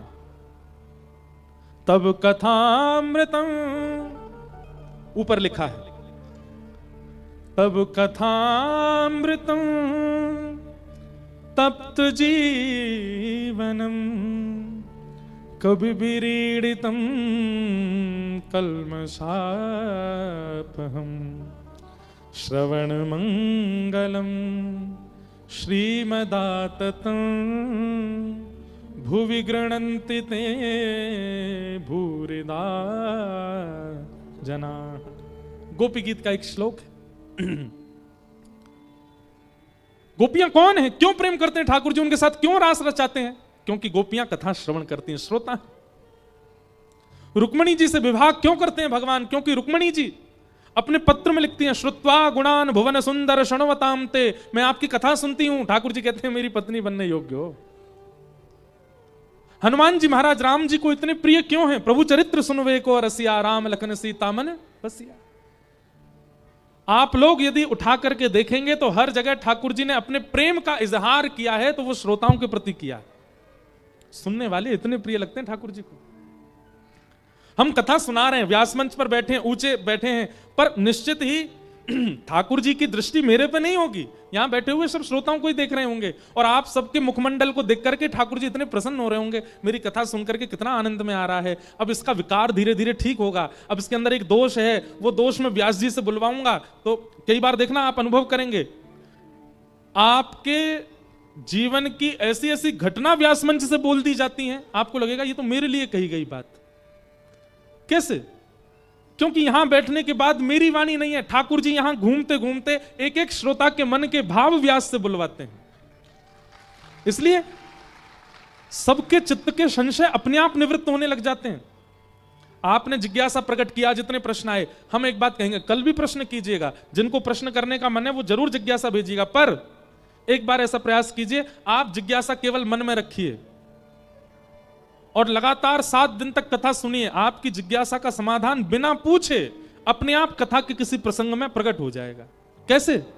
क्योंकि इस कथा पंडाल में ठाकुर जी भ्रमण करते हैं, एक एक श्रोता का मुखमंडल देखते हैं, एक एक श्रोता के चित्त के भाव देखते हैं, और वह भाव जाकर के तुरंत व्यास की वाणी पर बैठ करके उसका प्रत्युत्तर दिलवा देते हैं। यह कथा का प्रभाव है। ठाकुर जी को श्रोता बहुत अच्छे लगते हैं,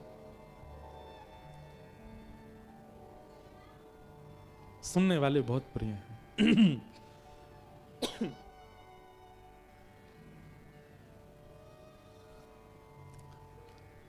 मैं भगतन को दास, भगत मेरे मुकुट मणि, ठाकुर जी गाते हैं। कौन से भक्त? जो कथा सुनते हैं, वो ठाकुर जी को बहुत प्रिय है।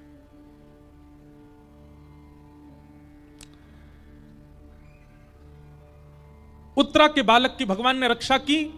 पूज्य दादा गुरुदेव भगवान कहते हैं क्योंकि वह बालक भविष्य में कथा का श्रोता होने वाला था, इसलिए। नहीं तो परीक्षित से ऐसी कोई विशेष क्रिया तो नहीं हुई थी आगे चल के। एक छत्र सम्राट थे, वो तो उनको होना ही था, क्योंकि पांडव उनको बिठा करके गए थे, उनके द्वारा कलयुग को रोका गया। पांडव होते तो पांडव भी रोक देते, कलयुग को बांधा गया, पांडव भी बांध देते। पर विशेष क्रिया क्या हुई कि एक महत् पुरुष के द्वारा 7 दिन तक अपनी मृत्यु काल में मरणासन अवस्था में बैठ करके उन्होंने भागवत की कथा को श्रवण किया। वे श्रोता हैं भागवत के, इसलिए ठाकुर जी को अति प्रिय है।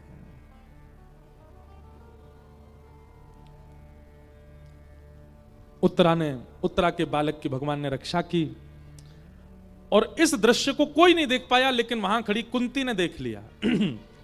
कुंती ने देखा कि इन्होंने गर्भ में जाकर के छोटे से बालक की रक्षा की है।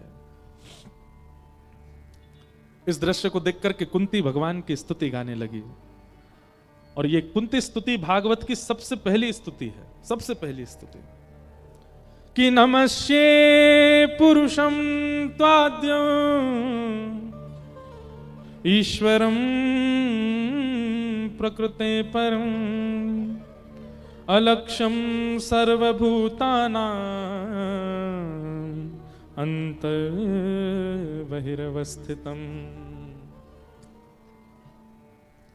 कुंती क्या कह रही है भगवान से? हे नाथ, ये जो लीला आपने किया ना, मैंने देख लिया। आप एक रूप से बाहर खड़े रहे और दूसरे रूप से सूक्ष्म रूप धारण करके कुंती उत्तरा के गर्भ में जाकर के बालक की रक्षा करके आए। हे परमात्मा, हे भगवान, मैं आपको प्रणाम करती हूं। ठाकुर जी बोले, बुआ, उल्टी नदी बहा रही हो, आप मेरी बुआ हो, मैं आपका भतीजा हूं, मुझे आपको प्रणाम करना चाहिए, आप मुझे क्यों प्रणाम कर रही हो? कुंती कहती है क्योंकि आप परमात्मा हो, आप भगवान हो। भगवान बोले, मैं भगवान हूं, इसका कोई प्रमाण है आपके पास? बोले हाँ, एक रूप से बाहर खड़े और एक रूप से भीतर जाके आपने बालक की रक्षा की, मैंने देखा। तो भगवान क्रॉस क्वेश्चनिंग करते हैं।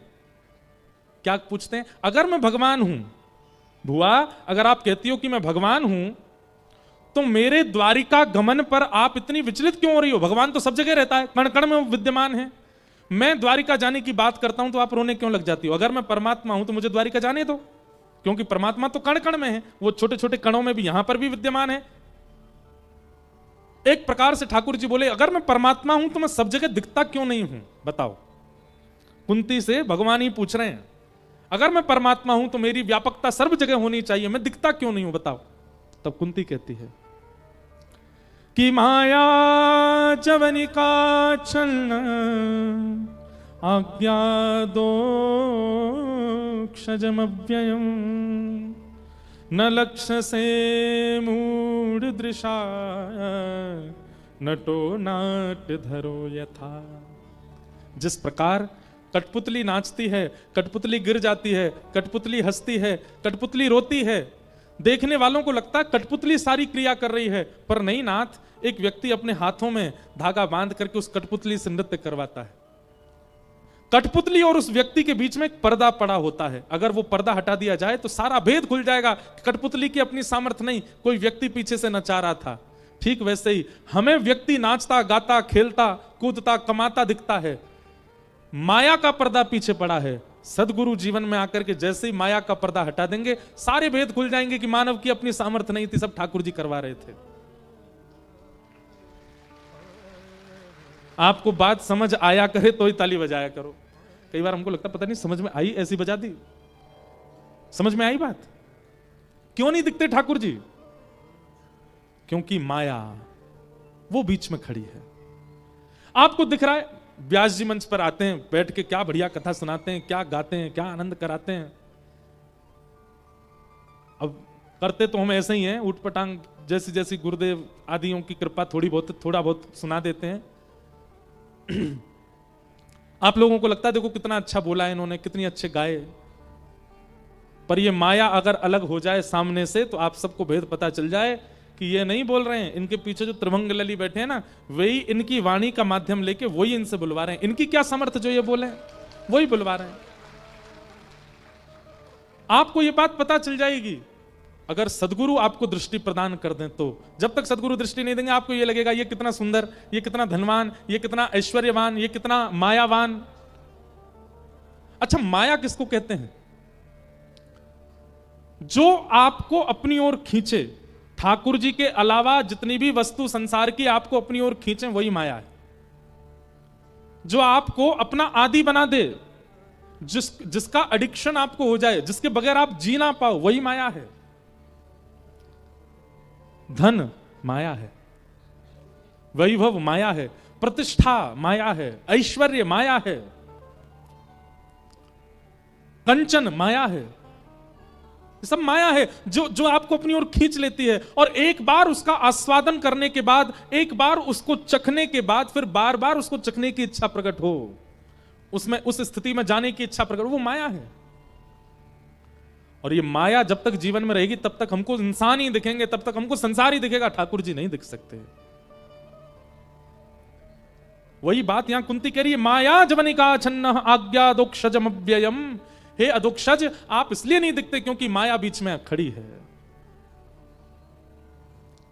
कैसे दिखेंगे? गुरु कृपा।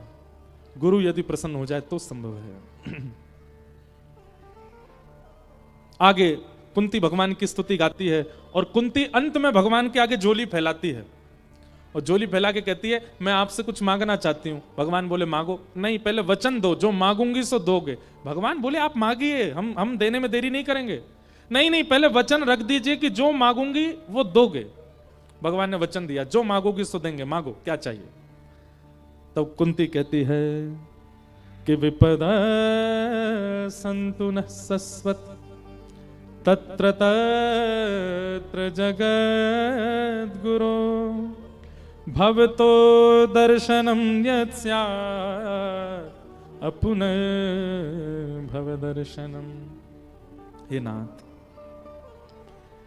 इस संसार में जितनी पीड़ा हैं, जितने कष्ट हैं, जितने दुख हैं, जितने दारिद्र हैं, जितनी विपत्तियां हैं, वो सब मेरे जीवन में आ जाएं, कृपा करके ऐसा अनुग्रह कर दो। सुनते ही ठाकुर जी पीछे खिसक गए। बुआ क्या मांग रही हो? और मुझसे वचन रखवा लिया आपने कि जो मांगूंगी सो दोगे। ये क्या मांगा आपने? दुख, दारिद्र, संकट, कष्ट, विपत्ति। तुम्हारा पेट नहीं भरता क्या? बचपन से मैंने तुम्हारा जीवन देखा, आज तक कभी आप प्रसन्न नहीं रही हो। छोटी सी अवस्था में एक संत की कृपा से आपको ऐसा मंत्र प्राप्त हुआ कि उस मंत्र के उच्चारण से देवता आपके सामने प्रकट हो जाते थे। और एक बार आपने उस मंत्र का उच्चारण किया, सूर्य प्रकट हो गए। आपने सूर्य देवता से कहा मैं तो ऐसी देख रही थी मंत्र में सामर्थ्य कि नहीं, आप चले जाओ। सूर्य देव बोले ऐसे तो नहीं जाएंगे, कुछ दे के जाएंगे। और सूर्य ने अपना जैसा पुत्र आपको दे दिया, कर्ण। छोटी सी अवस्था में बिना विवाह के आपको पुत्र प्राप्त हो गया। लोक मर्याद की भावना को चित्त में रखते हुए उस बालक को लता पत्रों में लपेट करके आपने बहा दिया। एक मां अपने पुत्र को बाल्यकाल में बहा देती है, कितना कष्ट। उसके बाद पांडु महाराज से आपका विवाह हुआ, जो कि घनघोर मरीज थे और उनको भी शाप लगा हुआ था कि अपनी गृहिणी के पास प्रेम भाव से जाओगे तो तुम्हारी मृत्यु हो जाएगी। ऐसे पति मिले, 5 पुत्र हुए, लेकिन 5 को ही राज शासन नहीं मिला। दर दर भटकना पड़ा, वनवास करना पड़ा। और एक अपना पुत्र जब कौरवों के वंश में चला गया, उसको मरते हुए अपनी आंखों के आगे देखना पड़ा। कितना कष्ट साहब हुआ अपने अपने पूरे जीवन में। और आज जब युधिष्ठिर राजा बन गया, आज जब पांडव जीत गए, हस्तिनापुर की राज्य गद्दी आप लोगों को मिल गई, इतने संघर्ष के बाद आप मेरे सामने झोली फैला करके कह रही हो कष्ट दे दो। बुआ, मुझे लगता है तुझे आदत पड़ गई है कष्ट सहने की। इतने कष्ट भोगने के बाद व्यक्ति कष्ट कैसे मांग सकता है? कुंती के नित्य बंधुओं, मैं एक बात कहता हूं, कृष्ण, कुंती और कर्ण, इन 3 के जीवन को आप कभी देखिएगा, आपका हृदय झकझोर जाएगा। कुंती कहती है, नाथ, नेत्रों में आंसू हैं, मुख पर प्रसन्नता है। मुझे बाल्यकाल में बिना विवाह के पुत्र प्राप्त हुआ और उस पुत्र को नदी में बहाना पड़ा। यह कष्ट मेरे जीवन में आया। पीलिया का मरीज और ना जाने कितनी बीमारियों के मरीज पति से मेरा विवाह हुआ, ये कष्ट मेरे जीवन में आया। मेरे बच्चों को कभी राज शासन सुख नहीं भोगना पड़ा, उनको दर दर भटकना पड़ा, वन में जाना पड़ा, कितने कष्ट सहने पड़े। मेरे अपने पुत्र कर्ण को अपनी आंखों के आगे मृतक देखना पड़ा और उसमें भी किसी को पता ना चल जाए, इसलिए प्रसन्नता व्यक्त करनी पड़ी कि अच्छा हुआ।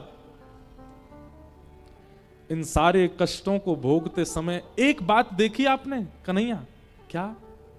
कि तुम हमारे साथ ही थे, तुम मेरा हाथ पकड़ के खड़े थे, मुझे छोड़ करके नहीं गए। और आज जब युधिष्ठिर हस्तिनापुर का राजा बन गया, जब पांडवों को महाभारत युद्ध की विजय प्राप्त हो गई, जब हम लोग फिर से सुखमय जीवन में आ गए, तो तुम रथ पर बैठ करके द्वारिका जा रहे हो, हमें छोड़ करके जा रहे हो।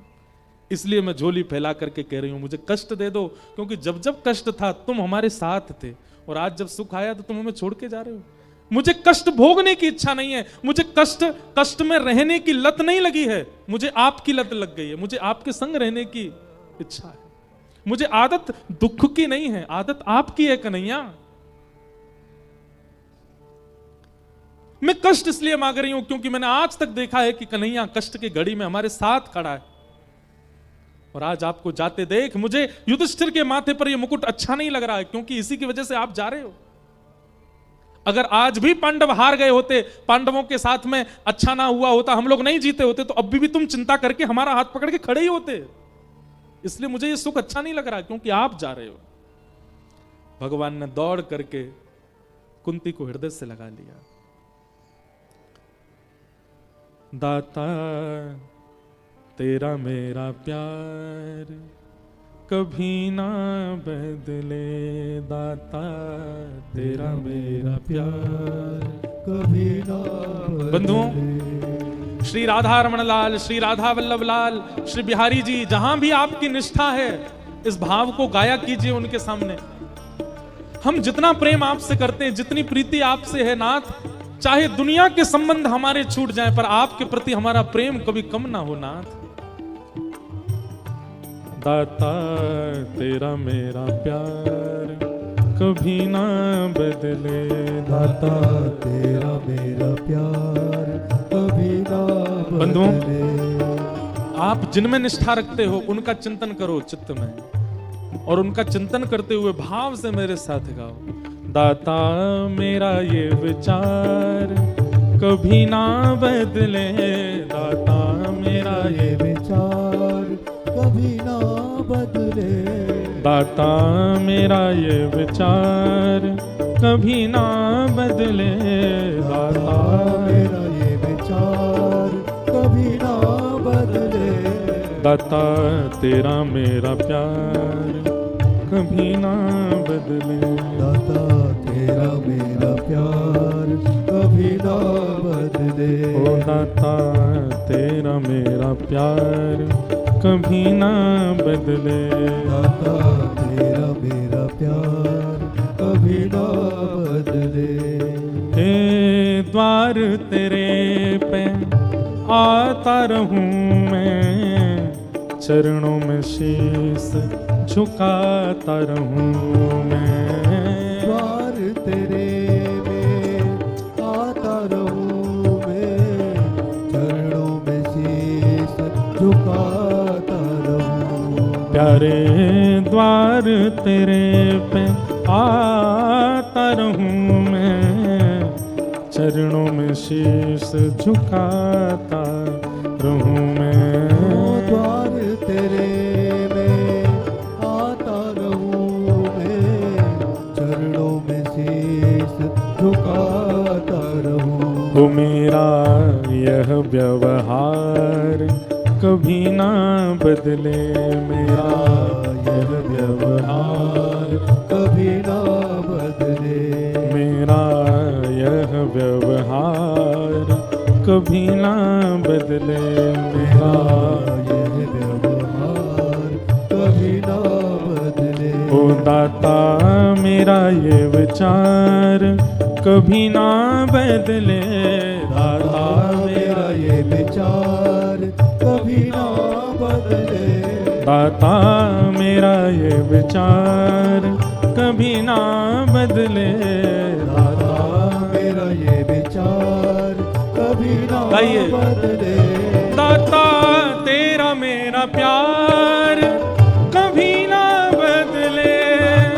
तेरा मेरा प्यार कभी ना बदले। दाता तेरा मेरा प्यार कभी ना बदले। तेरा मेरा प्यार कभी ना। श्री राधा रमण लाल की।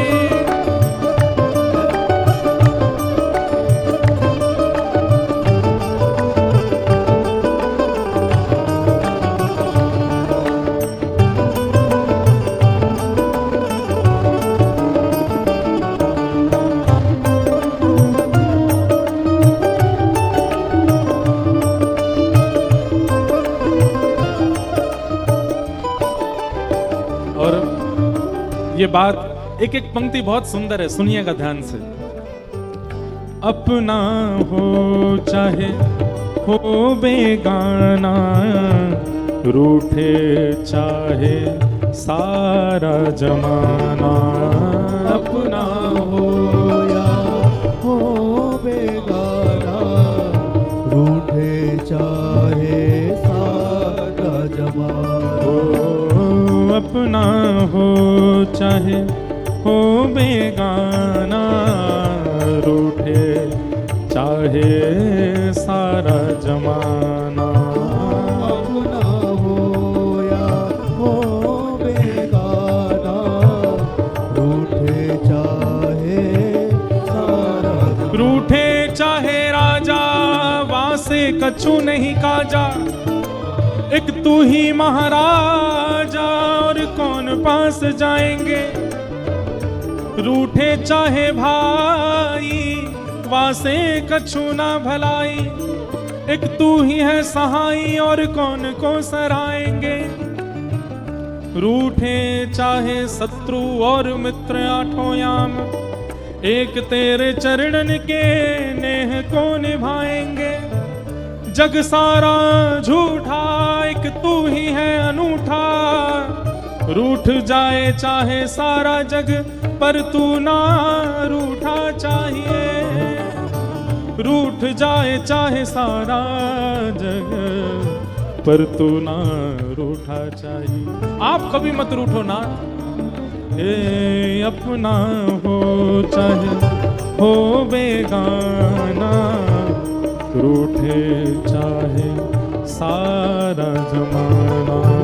अपना हो या हो बेगाना, रूठे चाहे सारा जमाना। चाहे सारा संसार भले ही बदले, चाहे सारा संसार भले ही बदले। ओ चाहे सारा संसार भले ही बदले चाहे सारा संसार भले ही बदले, दाता मेरा ये विचार कभी ना बदले, दाता मेरा ये विचार कभी ना बदले, दाता मेरा ये विचार कभी ना बदले, दाता मेरा ये विचार कभी ना गाइए। बदले। ओ दाता तेरा मेरा प्यार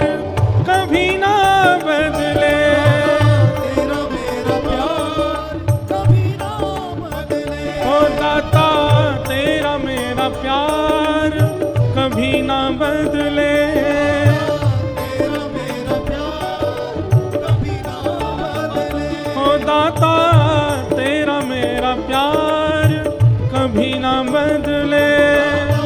तेरा मेरा प्यार कभी भुजा उठा के करताल बजा के गाओ, श्री राधा वल्लभ लाल की। जय।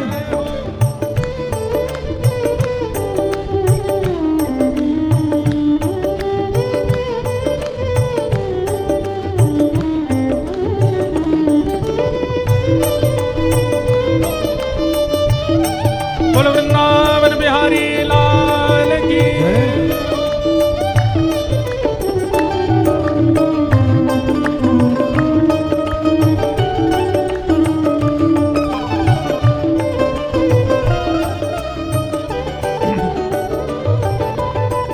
सत्संग तेरा छोड़ू कभी ना, मुख भी तुमसे मोड़ू कभी ना, सत्संग तेरा छोड़ू कभी ना, मुख भी तुझसे मोड़ू कभी ना, ओ सत्संग तेरा छोड़ू कभी ना, मुख भी तुमसे मोड़ू कभी ना, सत्संग तुमसे छोड़ू कभी ना, मुख भी तुमसे मोड़ू कभी, मन से मन का ये तार कभी ना बदले, मन से मन का ये तार कभी ना बदले, ओ मन से मन का ये तार कभी ना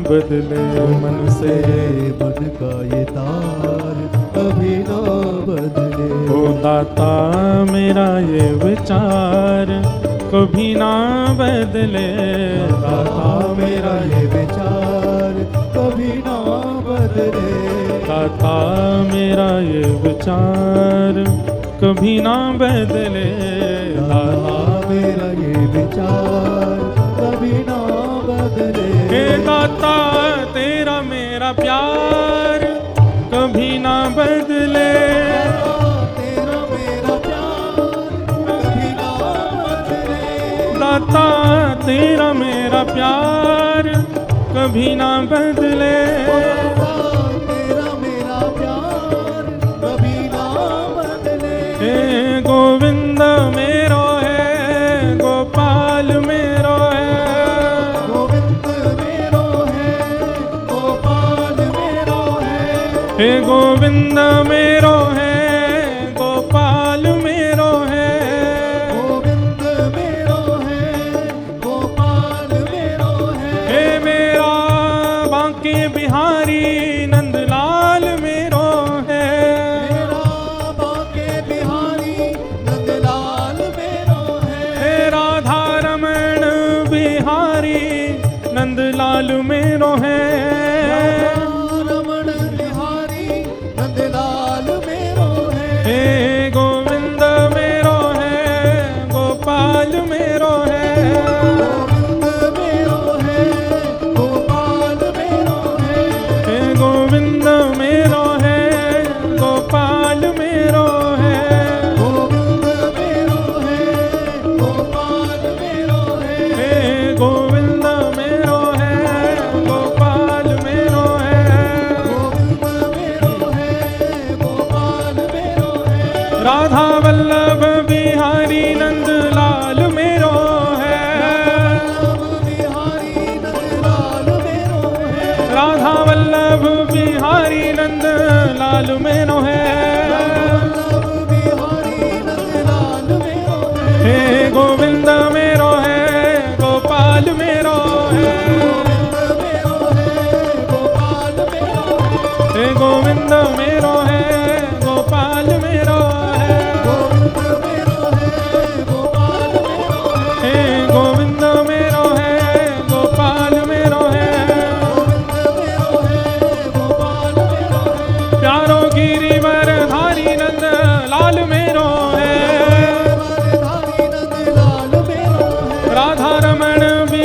नंद लाल मेरो है। बिहारी नंदलाल गाओ, हे गोविंद मेरो है, गोपाल मेरो है, हे गोविंद मेरो है, गोपाल मेरो है, हे गोविंद मेरो है, गोपाल मेरो है, गोविंद मेरो है, गोपाल मेरो है, हे गोविंद मेरो है, गोपाल मेरो है,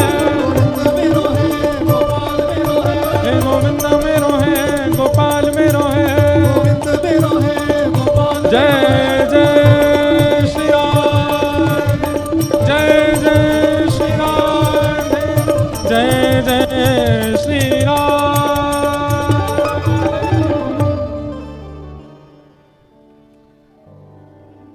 सत्संग तेरा छोड़ू कभी ना, मुख भी तुमसे मोड़ो कभी ना, मन से मन का ये तार कभी ना बदले, दाता मेरा ये विचार कभी ना बदले, दाता तेरा मेरा प्यार कभी ना बदले।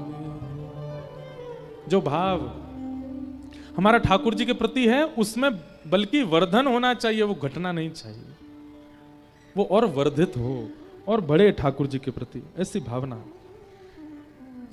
कुंती ने भगवान की स्तुति गाई। ठाकुर जी ने कुंती से कहा कि आप चिंता मत करो बुआ, आप जब मेरा अनुभव करना चाहोगी, जब मेरा चिंतन करोगी, आप वहीं मेरा दर्शन कर लोगी जहां बैठ करके मेरा चिंतन करोगी। इसलिए ऐसी कथा आती है कि जब ठाकुर जी लीला पूरी करके गए और ठाकुर जी की लीला पूर्ति का समाचार जैसे ही कुंती को प्राप्त हुआ कि भगवान श्री कृष्ण लीला पूरी करके चले गए, ये सुनते ही सबको दुख हुआ, पीड़ा हुई, परंतु कुंती के तो प्राण ही चले गए। ठाकुर जी की भगवत धाम गमन लीला का भाव सुनते ही कुंती ने अपने प्राण त्याग दिए। उतना प्रेम ठाकुर जी से करती थी। कुंती ने भगवान की स्तुति गाई। युधिष्ठिर जी के मन का शोक अभी तक दूर नहीं हुआ था। उनको यह शोक हो रहा था कि मैंने महाभारत युद्ध में अपनों को मार दिया, कितने बालकों को अनाथ कर दिया, कितनी माताओं को विधवा कर दिया। उनके इस मन की पीड़ा को दूर करने के लिए भगवान उनको लेकर के भीष्म पितामह के पास गए और पितामह भीष्म ने भगवान की बहुत सुंदर स्तुति गाई और पांडवों के मन का विषाद दूर किया। तत्पश्चात भगवान द्वारिका गए।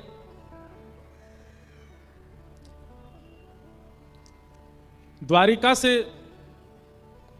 ठाकुर जी वापस हस्तिनापुर आए। क्यों? क्योंकि ठाकुर जी को समाचार मिला था कि जिस बालक की गर्भ में जाके रक्षा की थी उसका जन्म हुआ है। भगवान वापस हस्तिनापुर आए और उस बालक को दर्शन दिए। बालक का नाम परीक्षित रखा गया।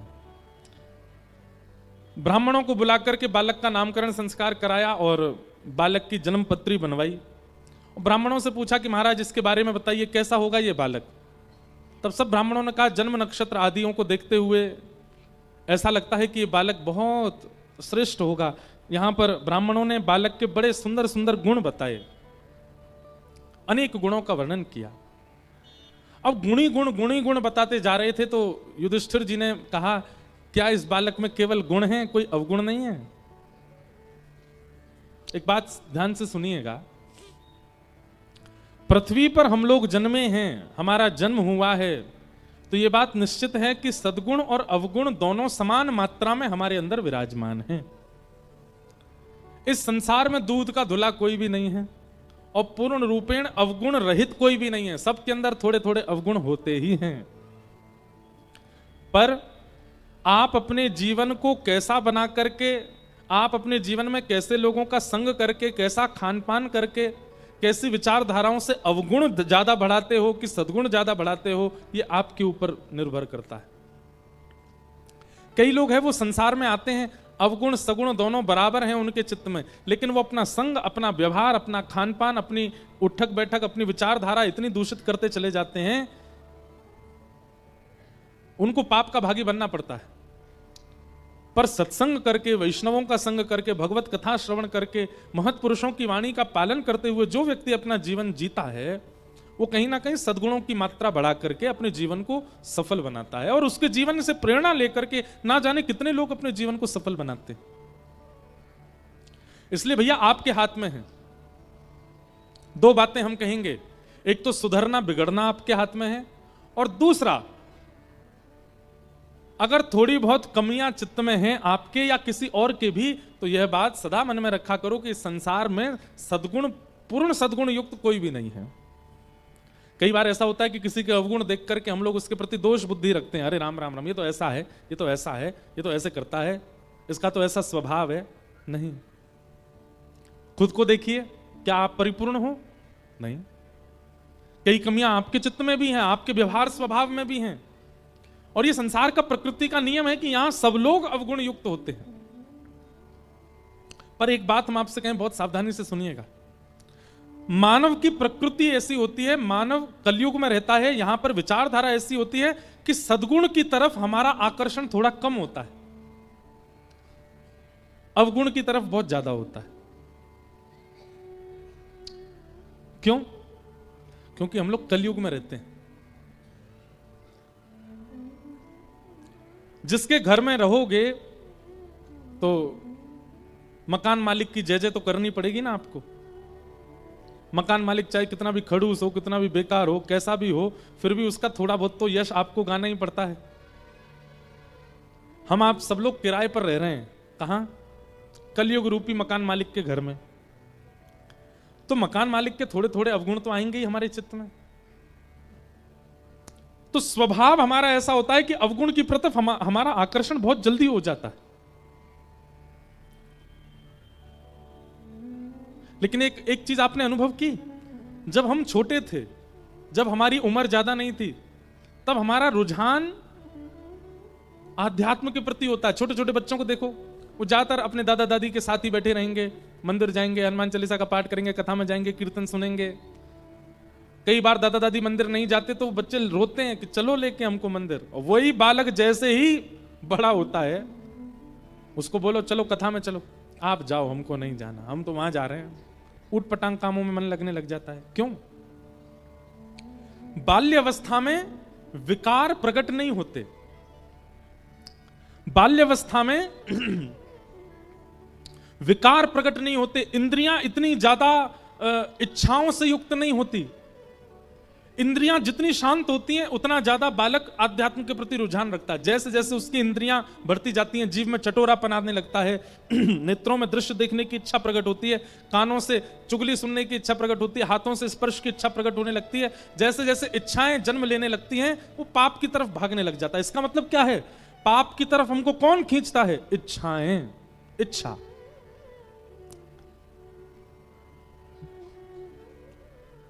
इच्छाएं जब तक चित्त में नहीं होती तब तक हम आध्यात्म की ओर ही रहते हैं, पर इच्छाओं का जन्म लेते ही हम आध्यात्म का त्याग कर देते हैं, तो संसार के विषय भोग ही हमको प्रिय लगने लग जाते हैं। इसलिए प्रयास करो कि जितनी कम हो सके अपनी इच्छाओं की पूर्ति कम किया करो। हमारी ध्यान से सुनिएगा सब लोग बात, जितने लोग बैठे हैं बहुत ध्यानपूर्वक सुनो। जितना ज्यादा हो सके इच्छाओं का दमन किया कीजिए। इच्छा प्रकट होती है और प्रकट होते ही आप दौड़ते हैं उस इच्छा की पूर्ति के लिए। आप कहीं ना कहीं अपनी इंद्रियों को बलवान बना रहे हैं विषय भोग की प्राप्ति के लिए। आप जितना ज्यादा विषयों के प्रति अपनी इच्छाओं की पूर्ति करोगे उतने ही ज्यादा प्रचंड पाप की ओर बढ़ते चले जाओगे। पर देखो इस बात को ऐसे समझो, हमारे इस देह का स्वामी कौन है? इस देह का स्वामी कौन है? हमारी आत्मा। और आत्मा के कल्याण के लिए ही हम लोग धरती पर आए हैं। हम पृथ्वी पर क्यों आए हैं? ताकि ऐसे कर्म करें, ऐसा व्यवहार करें, ऐसा स्वभाव रखें, ऐसी क्रियाएं करें जिससे हमें पुनर्जन्म ना लेना पड़े, मतलब हमारी आत्मा की मुक्ति हो जाए। हम उसकी मुक्ति के लिए तो आए पृथ्वी पर। तो देह का स्वामी कौन है? आत्मा। और इस स्वामी को बहुत बहुत सावधानी से सुनिएगा सब लोग, इस स्वामी को मुक्त कराने के लिए भगवान ने 10 सेवक दिए हैं हमको। कौन कौन से 10 सेवक? 5 ज्ञानेंद्रिय, 5 कर्मेंद्रिय। ज्ञानेंद्रिय कौन कौन सी हैं? आंख, नाक, जीव, कान और त्वचा। जिनसे आपको कुछ पता चलता है उनको ज्ञानेंद्रिय कहते हैं। आंखों से सुंदरता का पता चलता है, कानों से स्वर का पता चलता है, नासिका से सुगंधी दुर्गंधी का पता चलता है, जीव से स्वाद का पता चलता है और त्वचा से स्पर्श का पता चलता है। मौसम, झारखंड का मौसम कैसा है? मीठा मीठी ठंडी है। कैसे पता चला? हमारी त्वचा बताती है। झारखंड के लोग बड़े सुंदर हैं, कैसे पता चला? नेत्रों से। वायलिन वाले भैया बहुत सुंदर बजा रहे हैं, कैसे पता चला? कानों से। यहां की सुगंधी बहुत अच्छी, नाक से। झारखंड का भोजन अच्छा, क्या खाया था आज हमने? क्या? डुस्का। डुस्का ना? आप लोगों से नहीं पूछ रहे हैं हम, वो अभी भी गलती बोल रहे, बोले डुस्सा डुस्सा डुस्का कि डुक्सा रहने दो। तो वो अच्छा था, ये कैसे पता चला? जीभ से। अच्छा, हमको एक कहानी और पता चली। बोले महाराज जी, जब हमारे झारखंड में ऐसा नियम था, अब तो नहीं होगा, पहले ऐसा रहा होगा, बोले मेहमान घर आ जाए और 1 दिन 2 दिन 3 दिन 4 दिन घर पर रहे और घर वालों को लगने लग जाए बहुत दिन हो गए, अब ये जा नहीं रहा है, तो उसको हम डुस्का खिलाते थे। तो उसका मतलब ये होता है कि मेहमान को पता चल जाती, भैया अब तुम विदाई ले लो। तो आज जब हमको खिलाया गया, मैंने कहा तो हम क्या करें, अब चले जाएं? तो बोले नहीं नहीं, हम इसलिए नहीं खिला रहे आपको। इसका फिर हमने दूसरी बात क्या सोची कि जैसे मेहमान घर आए तो हम उसको नई नई चीज बना के खिलाते हैं, ये खिलाया वो खिलाया, सब कुछ खिलाया। तो झारखंड में ऐसा नियम है भाई, हमारे झारखंड के लोगों की सारी सुंदर सुंदर वस्तु आपने पाली, अब सबसे श्रेष्ठ वस्तु यही है, इससे बढ़िया और कुछ नहीं है, ये अंतिम वस्तु है। इसको पाने के बाद मानो घर के लोग कह रहे भैया अब हमारे पास ऑफर करने को कुछ नहीं है, सबसे बढ़िया यही है। उसको पाने के बाद मेहमान को सोचना चाहिए कि भाई अब इनने खूब हमारी मेहमान नवाजी कर, अब चलो यहां से। तो ज्ञान इंद्रियां कौन कौन सी हैं?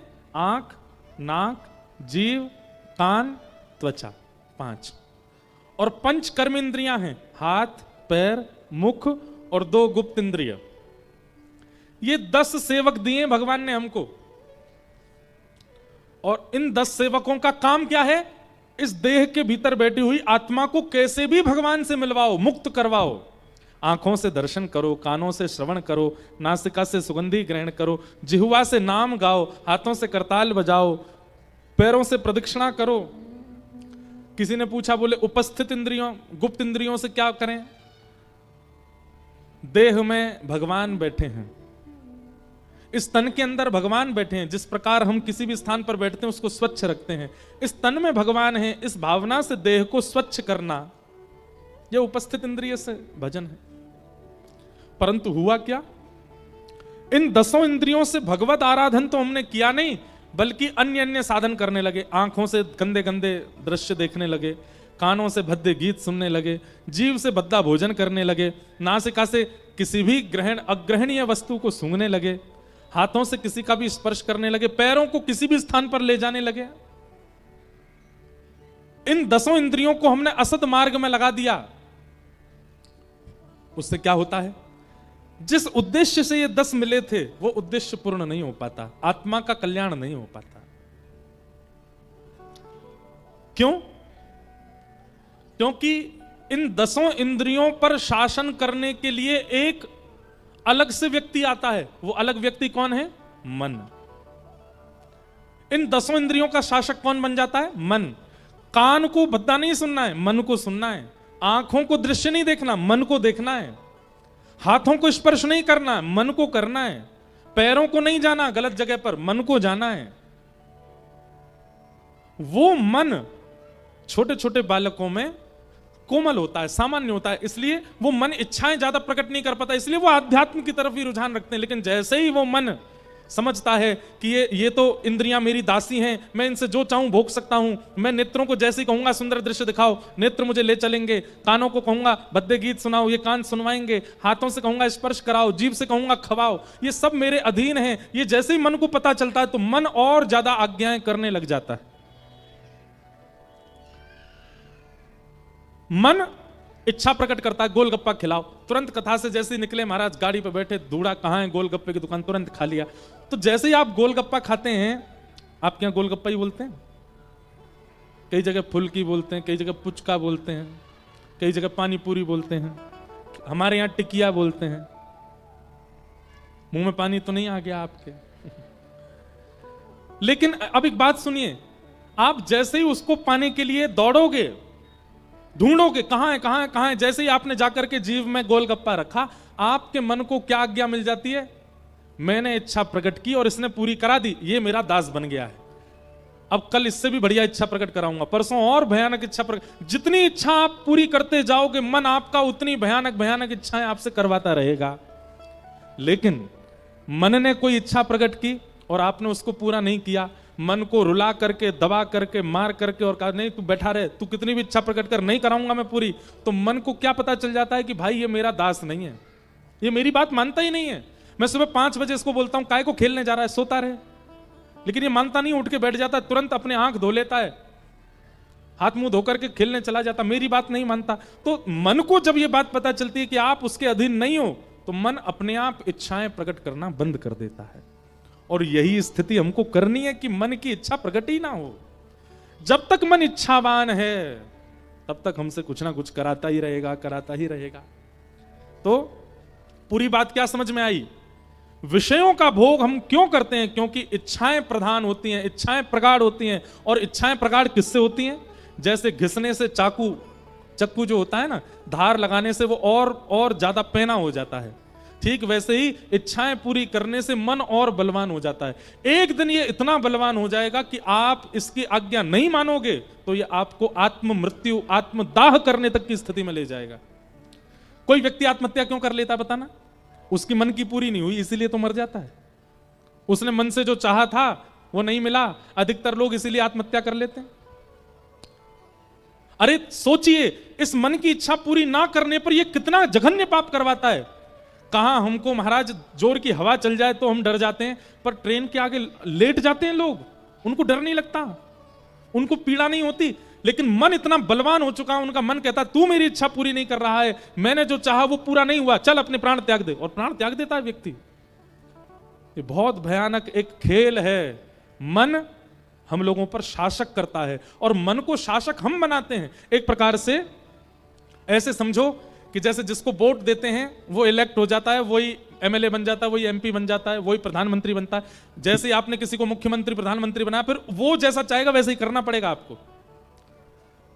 6, 7, 8 वर्ष की आयु तक हमारे मन का राजा कोई नहीं होता, हमारे मन का राजा अध्यात्म होता है।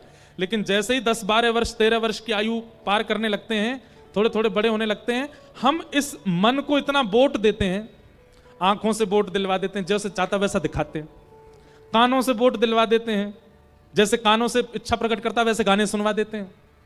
जीभ से सबसे ज्यादा वोट जाते हैं मन को, पिज्जा का वोट जाता है, बर्गर का वोट जाता है, चाउमीन का वोट जाता है, और क्या मोमो का वोट जाता है, डुस्का का वोट जाता है सबके वोट जाते हैं मन को। मन प्रकट करता है इच्छा और आप तुरंत खिला देते हो उसको। इन सब से इतने वोट पड़ जाते हैं मन को कि मन ही हमारा राजा बन जाता है। और मन जैसे ही राजा बन जाता है, ये है 1 नंबर का शैतान। ये फिर हमसे ऐसी ऐसी क्रिया करवाता है जो हम सोच नहीं सकते। कभी जो लोग कारावास में होते हैं ना, कारावास मतलब जेल में, उनसे पूछो ए भाई तुमने ऐसा क्यों किया? एक ही उत्तर देंगे, हमारा मन बिगड़ गया था, हमारे मन ने ऐसी आज्ञा कर दी थी, हमारा मन हमारे वश में नहीं रहा, मैं अपने आप को रोक नहीं पाया, मैंने ऐसा कर दिया। इसलिए भैया इच्छाओं को जितना हो सके दबाना प्रारंभ करो, रोकना प्रारंभ करो। आपकी कुछ खाने की इच्छा होती है, मत खिलाइए जीव को। घर में जो सामान्य सी दाल बनी है उसी को खा करके जीव को कहते इसी में संतुष्ट रहे। तुझे भूख पूरी करनी है, स्वाद पूरा नहीं करना। नेत्र कहते हैं मुझे वो दिखाओ, मुझे वो दिखा दो, वो उसका रूप दिखा लाओ, वो बड़ा सुंदर लगता है, उसके हेयर स्टाइल बहुत बढ़िया, वो दिखा लाओ, वो पल्ली गली वाली बहुत बढ़िया लगती है, उसको दिखा लाओ। मत जाना। ये नेत्र की जितनी मानोगे, मन की जितनी मानोगे, उतने भयावह होते चले जाओगे। और एक चीज और अनुभव करोगे आप मन की मान करके भोग भोगने जाते हो, लेकिन भोग भोगते भोगते जब थोड़ा समय निकल जाता, उसी भोग से आपको घृणा होने लग जाती है। आपको रसगुल्ला बहुत अच्छा लगता, 1 खा लोगे, 2 खा लोगे, 3 खा लोगे, 4 खा लोगे, 5वां रसगुल्ला भाएगा नहीं आपको। इसका मतलब क्या है? वो अच्छा था ही नहीं, आपका मन खबा रहा था आपसे। लेकिन आपके नेत्र कहें चलो हमें किसी सुंदर का दर्शन करा लाओ, तो ले जाना है इस मन को वृंदावन धाम और करा देना दर्शन श्री राधा रमन लाल जी के। ले, इनसे सुंदर कौन? आपका मन कहे कि मुझे कुछ सुंदर दिखाओ, मुझे कुछ सुंदर सुनाओ, आ जाना कथा में और यहां बैठ करके सुन लेना सुंदर कथा को, सुंदर कीर्तन भजनों को, और कह देना कानों को इससे सुंदर कुछ नहीं है, सुन ले, सुनना है तो यही सुनना पड़ेगा और कुछ नहीं सुनाऊंगा। आपकी जीव कहे कुछ अच्छा सा पवा दो, ले जाना वृंदावन और श्री बरसाने में किशोरी जी की प्रसादी, श्री राधा वल्लभ जी की खिचड़ी, श्री राधा रमन लाल जी की कुलिया पवा देना जीव को, कह देना इससे सुंदर, इससे स्वादिष्ट दुनिया में कुछ नहीं है।